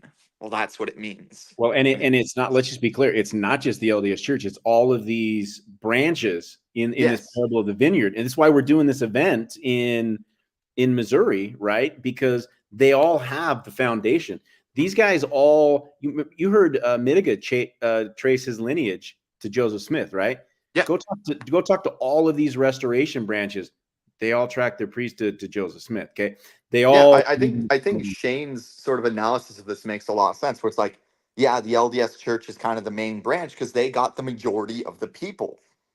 But because the Lord wants His work to continue and wants as many people to be saved, unless someone like breaks the priesthood line of authority, it may not be broken, right? Yeah, so I've got a really cool example. Lance, do you mind if I kick back against this a little bit? Yeah, kick back. Because I totally thought this way as well, right? And I agree with a lot of it. But if you remember on my little thing on my timeline, like there is really clearly two timelines, one for Judah and one for Ephraim, right? And they're divided by 130 years from the time that even from the entrance into the Holy Land. It was like 130 years till they formed, the head of Ephraim up north. There's 130 years between the founding of the Temple of Solomon down south and the one in Shechem up north. There's 130 years between the destruction of Israel, the northern kingdom, and the destruction of Judah. There was 130 years before the big destruction of the Samaritans up north, and when Christ came and destroyed Judah. So there's this in my timeline, there's a super long history of 130-year offset, and that same offset, I think, is happening now. And Joseph Smith is like on that same timeline before what's about to happen now. And so there really was like an end of times at the time of Joseph Smith. He really was the Ephraimic fulfillment of all that we're talking about. But we're about to have it happen again. So it doubles, if that makes sense. Yeah. Right. And I also think that like we really are kind of like small sauce. Like when this restoration that's happening, the second one that happens to Judah, it's gonna affect the world. Like in the Book of Ben Catherine, he talks about Ephraim and he condemns Ephraim over and over and over again. And it's like he's talking about the Gentile church. Like he's referring to the Gentile church as Ephraim over and over again. And so it's like we are Ephraim, just like in the Book of Mormon where Joseph Smith talks about the church and he says, who is an association? What's the words that he used? With Ephraim. Us Gentiles who are associated with the Gentiles. It's like we are Ephraim associated with the Gentiles. But I think the big thing is that there are two timelines, two fulfillments, and that Joseph Smith really was one of them. And we're about to hit the second one, but the second one is going to be way bigger than the first one. Yeah, I think it's similar to like the whole Davidic servant in Isaiah thing, where there are so many prophecies in Isaiah that are very clearly about only Jesus Christ. That's Jesus, right? There are also Davidic servant that are clearly about somebody other than Jesus Christ who hasn't come yet, who hasn't gathered the lost tribes along the highway from the north country. And then there's a lot of prophecies that kind of apply to both. There's dual prophecies.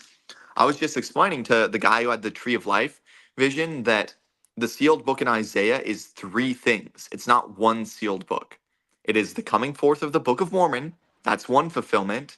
The sealed book is also the coming forth of the sealed portion, because we see that happen in the Book of Mormon, and we see people reject further enlightenment when the sealed portion comes as well. We said in 2 Nephi 27 to 29.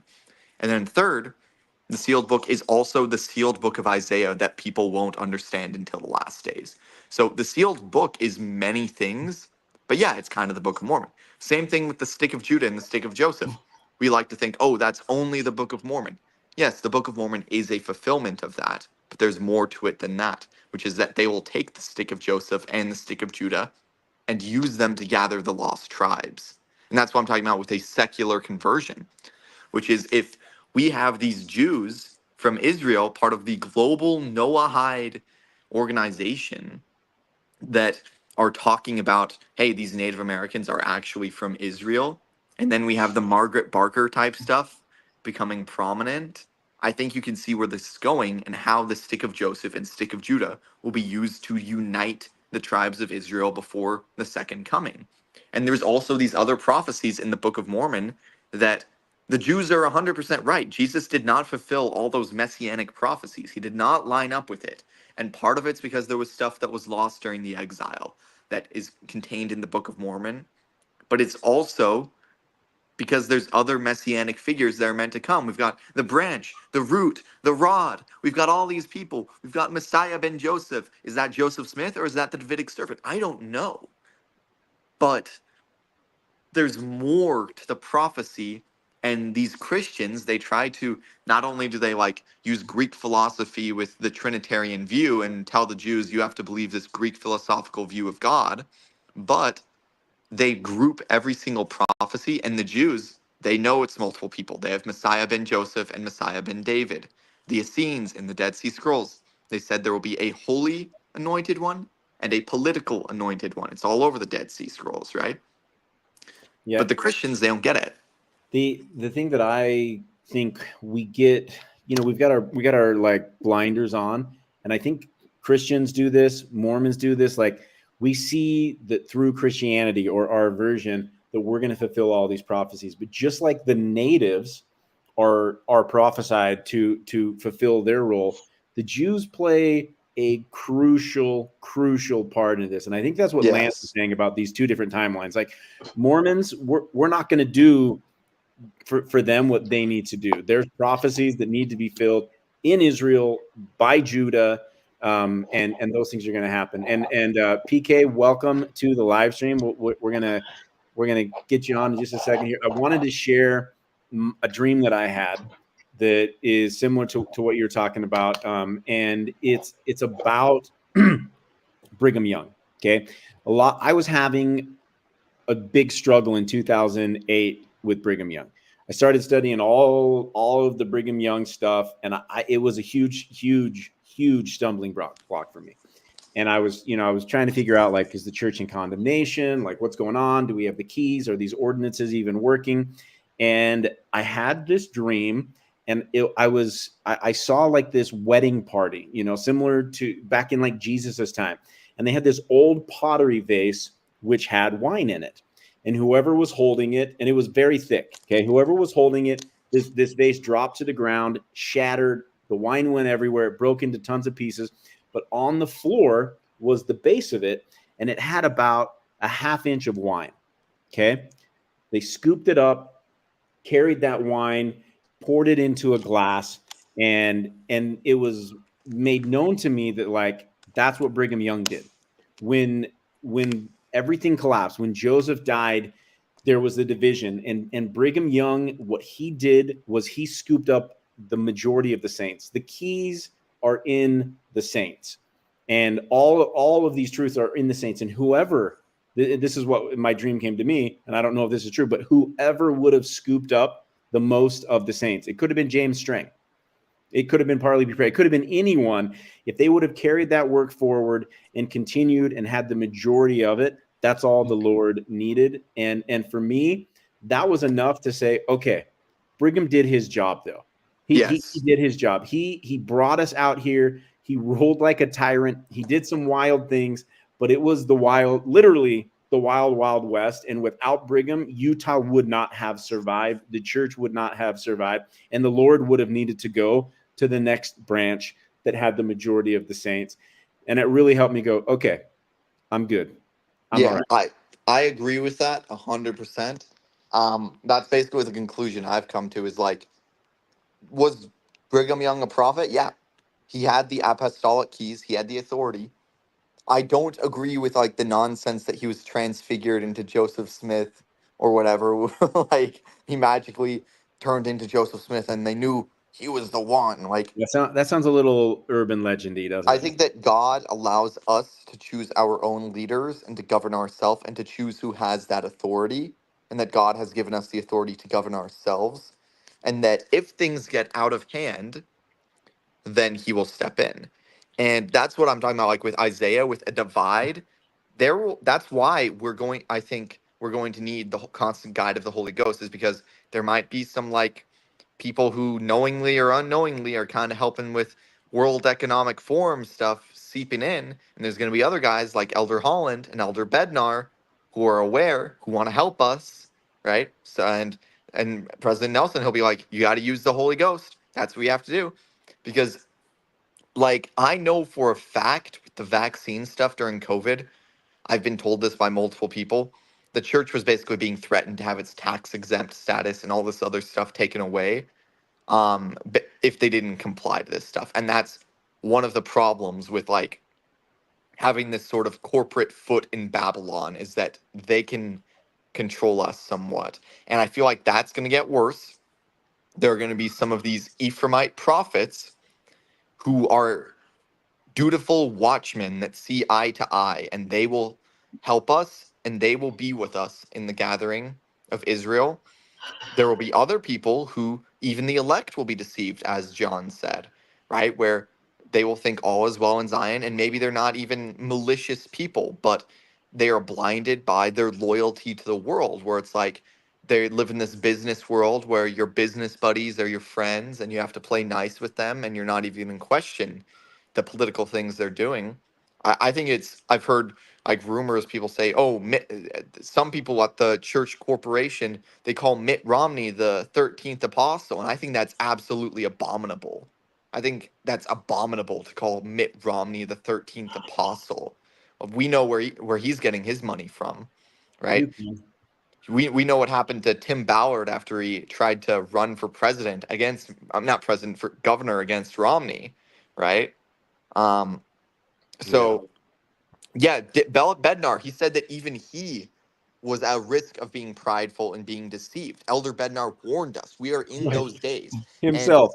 And there's and yet we have members that are coming on after that talk, like completely oblivious. They all is well in Zion. Yea, Zion is prosperous. Elder Bednar gave us a warning.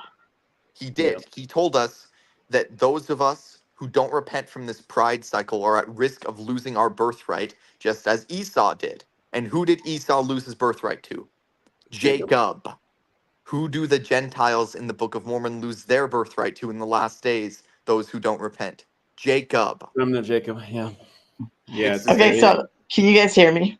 Yes. Yeah, we can hear you. Let me introduce you, PK. Let me introduce you. So Chad, I've been wanting to connect you guys because PK has some special gifts. Her whole entire life, she's been in communication with angels and spirits. And I don't know how deep you want me to get in on this, PK. We're gonna do an episode later, but she's created a software where people can go in and log their spiritual experiences and be able to make some conclusions and see things they need to work on. On top of that, coaching on these things. And PK, I don't know how much you've followed our channel when you've had Latter-day Chat on this, but the veil is thin with this dude. Like he's having encounters with spirits, both good and bad. And I know that's something that is close to you, something that you're working on. And so welcome to the podcast and say hi to everybody. Hello. Okay, so first off, I'm gonna hire you as my marketing guy because you're gonna like talk me up way better than I actually am. Done. So first off, like I do have I have grown a lot in my spiritual gifts, but it was not something that came easy to me. It was something that I've always been obsessed with. Even as a little kid, I was always really, really drawn to angels. But like I feel like a huge part of my mission is that I've had to like walk through the mud and the knit and grit to like actually develop these gifts. And I think that's a huge part because I need to teach people how to do it themselves. And so like these gifts didn't come easy for me, not at all. Yeah. And software, like calling what I do software is like way, way, way glorious than what I do. I log struggle in software to organize it. Yeah. Yeah, I mean, I wish I had more tech skills, but I'm like, I try and like my brain just like poops out on it. But yeah, no, I mean, I am trying to create stuff that's like usable for people. And uh, Trevor and I have already been in conversation with this, but I'm hoping to do a podcast with them soon. That's going to introduce what I'm working on, and it will be a way for people to track their spiritual experiences. My voice is a little rough right now. I might have to cough. I'm sorry. Um, but anyways, yeah. So I'm like, it's been something been working on for a really, really long time, and I've had lots of different versions that just keeps getting uh, more what I've been envisioning for a long time, I guess I could say. And like what I'm currently working on and what I'm almost done with is probably more closer to what I've envisioned for like probably 10 years. And I'm trying to make it as user friendly as possible, but because my tech skills, like it is a little limited, but I'm hoping to be able to walk people through it so that it's like still super easy. It's just not like, it's not going to be as easy as using an app, but it's going to be like the next best thing, basically. PK, so I gotta go. We're gonna wrap up this live stream, but what I wanted you to do really quick is Okay. Chad is encountering lots of demonic attacks, right? He it's like Agent Smith in the Matrix, where the dude's Wi-Fi is on and they're just constantly interacting, right? Okay. Give us some words of advice on protection. It might be stuff that we've all heard. Oh, what up, bro? It might be stuff that we've all heard, but it'd be something that I'd like you just to, give a 2-minute Reader's Digest, from your perspective, things that you could do to create protection. Okay. Yeah. So for starters, that's real. The unseen world around us. Some people can see it, some people can't, but it's definitely real. And it's very organized.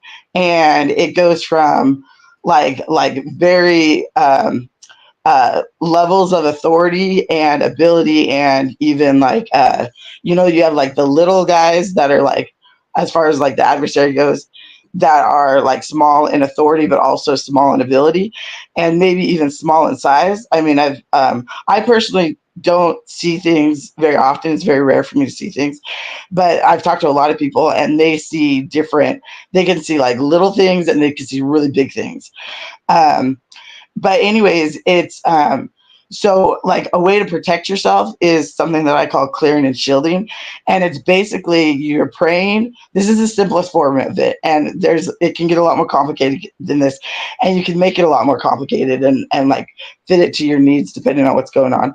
But being able to clear and shield and put like this like heavenly bubble around yourself, and like asking that this like be something that comes from heaven, comes from the Lord. It like is a really huge start of it. And then just commanding that anything that is not of Christ, any entities, whatever, my face keeps cutting off. Okay.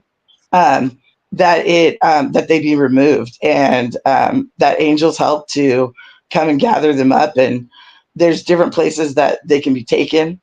But one of the big points with that is like removing connections. And because like a lot of times people will try, whether it's like using the priesthood or clearing and shielding, they'll try and get rid of whatever's going on, whatever form of darkness or entities affecting them. But if there's connections with them, then it like kind of, it holds them there. And so you have to specifically ask that those connections be removed. And I'll go into like a lot more than that, but what's that, Chad? Can it be something like physical? Oh yeah, it could be. So connections could come in physical form. Most of the time they come in like an energetic form. And even if they're tied to physical things, it's usually still energetic.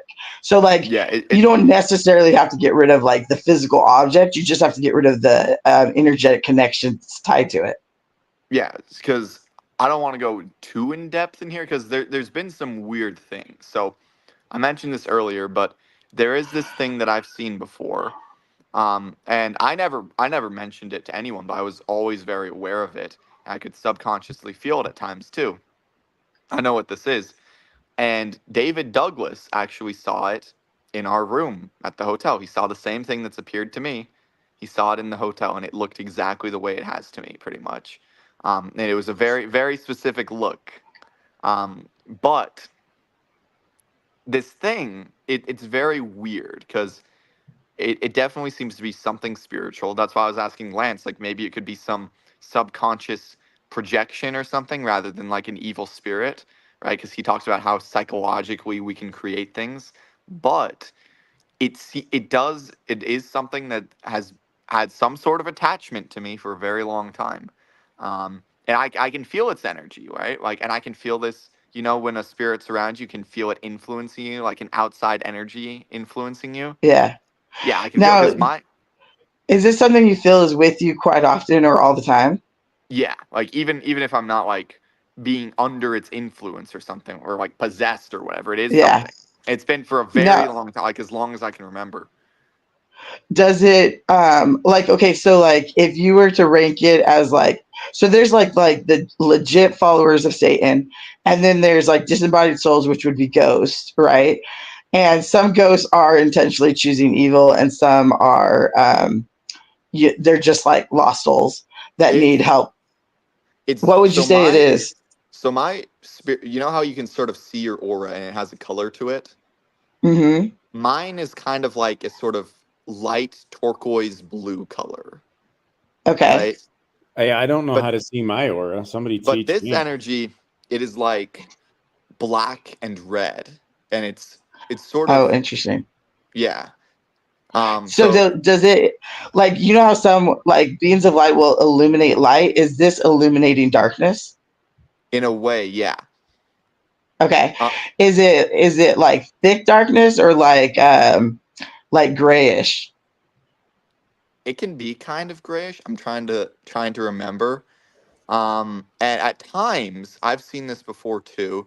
David said he saw it. It had yellow eyes.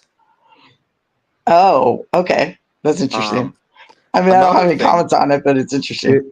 But it was feels, it's like, I don't know how to describe it, but it likes me. It's a dark being and it likes me. And yeah, from the vibe it gets, it's like it's not good, but it doesn't like bad beings, if that makes sense. Like if there were a demon that didn't like other demons. Okay, so this is really interesting. Okay, so I don't know that it's a disembodied soul, like what you're, I would have to look into it more, but let me tell you about a story about a disembodied soul that sounds similar to this. So there was a guy that could see through the veil, and he witnessed this himself, but it wasn't his experience. So there was another guy that he would see someone living that's mortal, and he would see him all the time.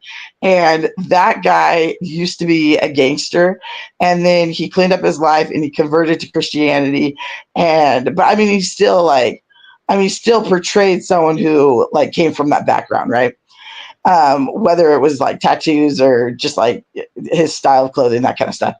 Well, anyways, so he actually had this disembodied soul that had died as a gangster, and found this guy, this living guy. So it was this ghost that used to be a gangster and died, and was following this mortal guy that was no longer a gangster and was now a Christian.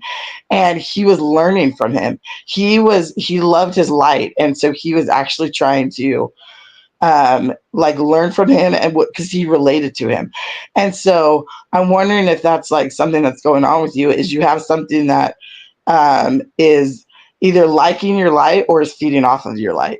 Yeah, and it definitely, from what I understand, it seems like it likes me, right? Mhm. I don't know if it would be a disembodied soul or a demon or something. And it's like I said, it's definitely not something that would be good in our terms, but I don't think it would be evil in the same way Satan is. It seems to be a very chaotic sort of feeling being, and it likes me, and it has an attachment to me. It's probably something that just needs to go into the light. Hmm. It just needs to be directed into the light. I have no experience in this, but popped into my head. What if it's someone that you were close to pre-mortal life that was one of the 1/3 that left? That's Yeah, actually that's exactly totally what possible. I think it is, based on it. Like I wasn't gonna say that, but that's what I've thought, is that it is somebody who I was close with, like a brother or something in pre-mortality, but I don't know, it's like a ghost. So it's weird. Right. It's a weird Right. sort of thing where it's like it seems like it's something demonic, but it also doesn't seem like it wants to do me harm, and it wants to like Yeah.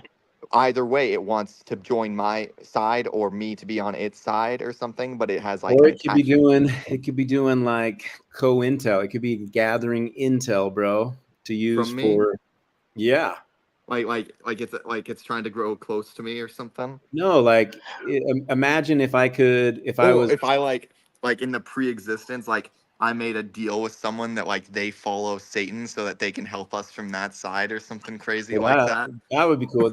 I would see that more of a positive. I'm saying is imagine if you worked for the US government, you were in high levels of government intel, right? And you were getting information, you're in conversations nonstop. Imagine if you were from China or Russia and you could constantly be in your presence and hearing and absorbing and getting all of this information. That would be pretty bad. So if that's a thing, I mean, it would make sense of why like this entity is comfortable with Chad and why Chad's comfortable with it is because like Chad's not seen it as a threat. Or there's also the possibility that it I mean, we have no idea what fully happened with the host of heaven leaving. And I personally believe that a lot of them were deceived, and a lot of them like regret that decision to go. They just don't know how to go back, or they don't feel like they can, and they just need that help. They need that encouragement to go back. And Trevor, you can bear your testament to them. Do you remember what I said in the hotel after David talked about how he saw it? How I said about what it's like told me before about how it hates Satan. Yeah. Well, I can tell you that I know interesting. people that have memories of making the decision to go with the 1/3, and they were part of the third that left, and at the last moment they came back, right? And they have connection with those 1/3. You know, they're close, and there were powerful, there were great and noble ones that were deceived and that left with Satan. Yeah. Right. And so there are people that are having these memories, dreams, visions of being like, I actually followed Satan and I came back. And they're a lot more connected to those third and possibly more susceptible. So something to consider. Guys, I got to go. This is 3 hours and 30 minutes in. I'm glad PK you're able to jump on. Chad's got a bell as well, but thank all you guys for joining. Before we leave, I want to show something because there were some questions, and I'm hoping this person is still in the live. This is the event. This is the total event calendar. So someone was asking, it's the 24th, it's the 25th. The 24th is at Adam on Diamond. It's a potluck at the Morel Ranch. If you want an invite for this, we have 98 people that have confirmed, capacities at 200. Send us a message through our contact us form. You may need to be a little squeaky. We're getting inundated right now with messages. The 25th, really easy. You can register for this and get your free tickets just by clicking on Zion Media. Go and click tickets. And then the 26th is a lot smaller. It's only 100 people. And we're trying to reserve this for people that have Native American family members, or your percentage of you is Native American. And this is going to be held at the Cherokee Nation Lodge. Really cool. It's kind of got stadium seating, dirt floor, fire pit, and this is going to be ushering in the 8th age. So thank you guys for joining. Thank you so much for subscribing to Zion Media. Please give us feedback on what we can do, bringing more guests, more content, stuff that you guys want. And appreciate everybody getting on here, and have a great Saturday. Go Cougars. Woo!